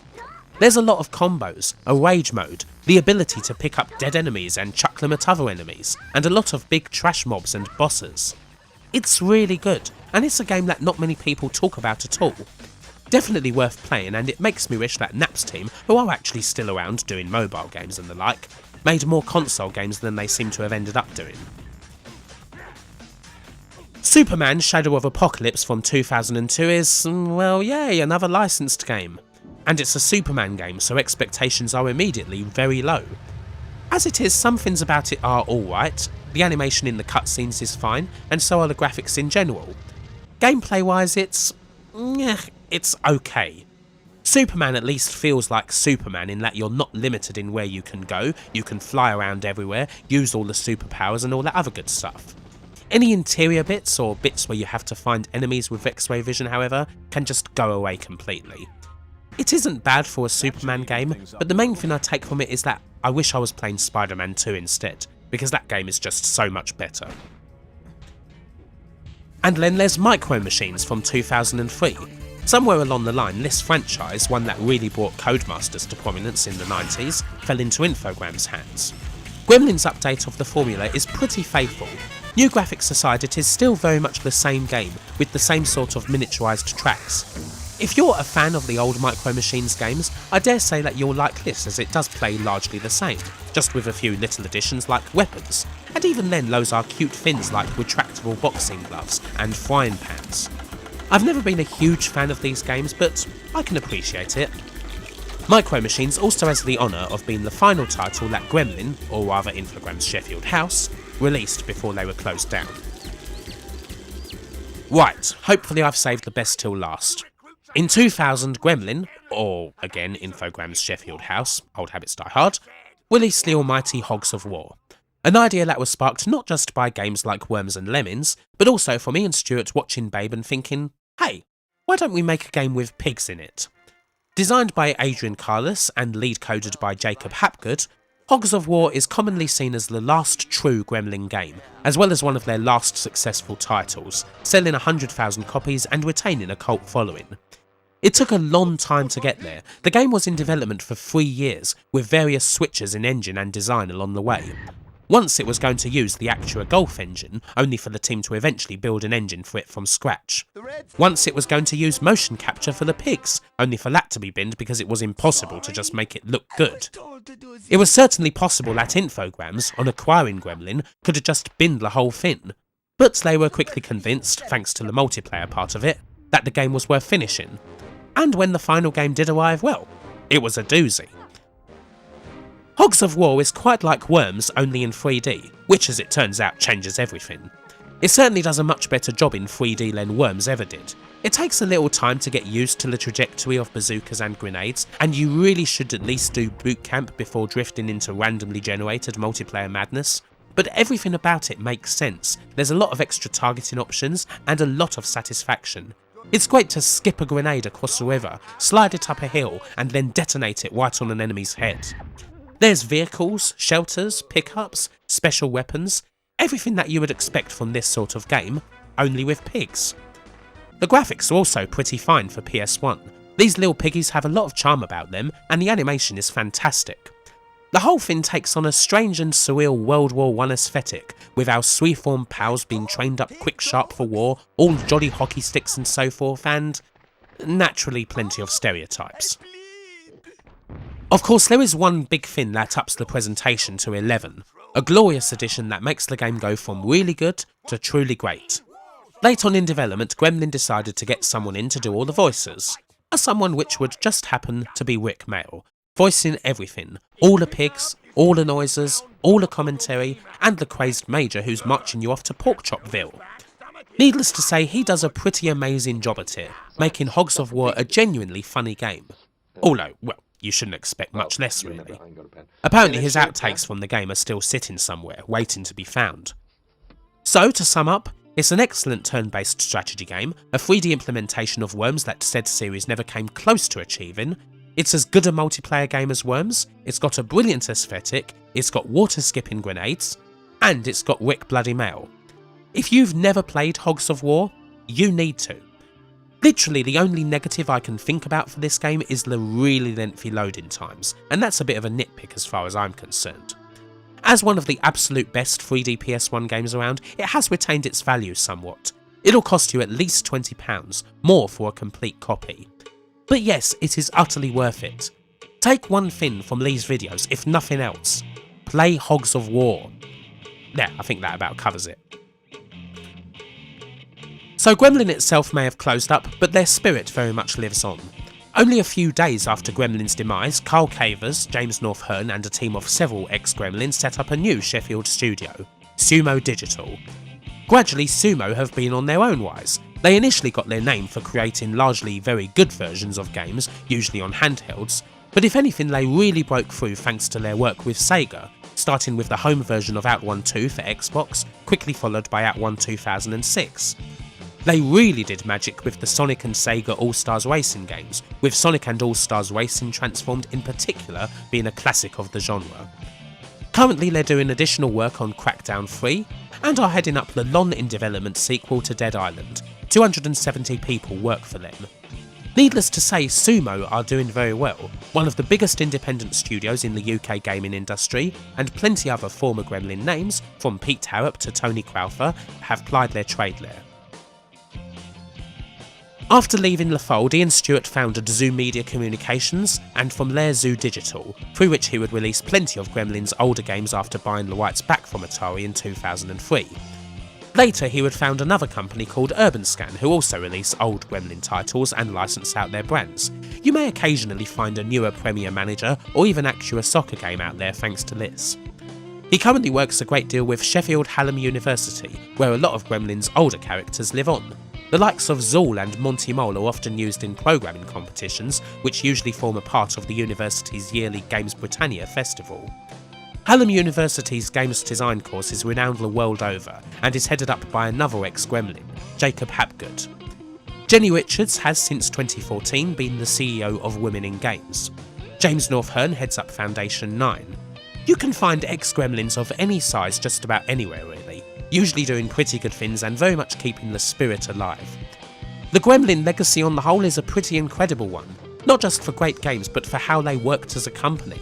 Always one that thrived by being fiercely independent and allowing people to create, never unwilling to experiment and dip their feet in so many different genres. Even their failures are usually pretty interesting, and you can often easily tell a game that's by Gremlin. They were never the biggest company around, but they never had to be, and the mark they left not just on the games industry, but on their home city, now one of the UK's biggest cities for games development and games education, is huge. There are a lot of things to take from the story of Gremlin, and from their successors, from how they treated people, how they rose and fell and then rose again, and how in many ways they are still around and will always be around because of that. Certainly it's interesting to compare that to other companies and people we've covered who are far more aggressive, more proficient in business and so forth. But if I were to sum it up in as succinct a manner as possible, I would say that actually, no, you don't have to be a dick to be successful. Bye for now.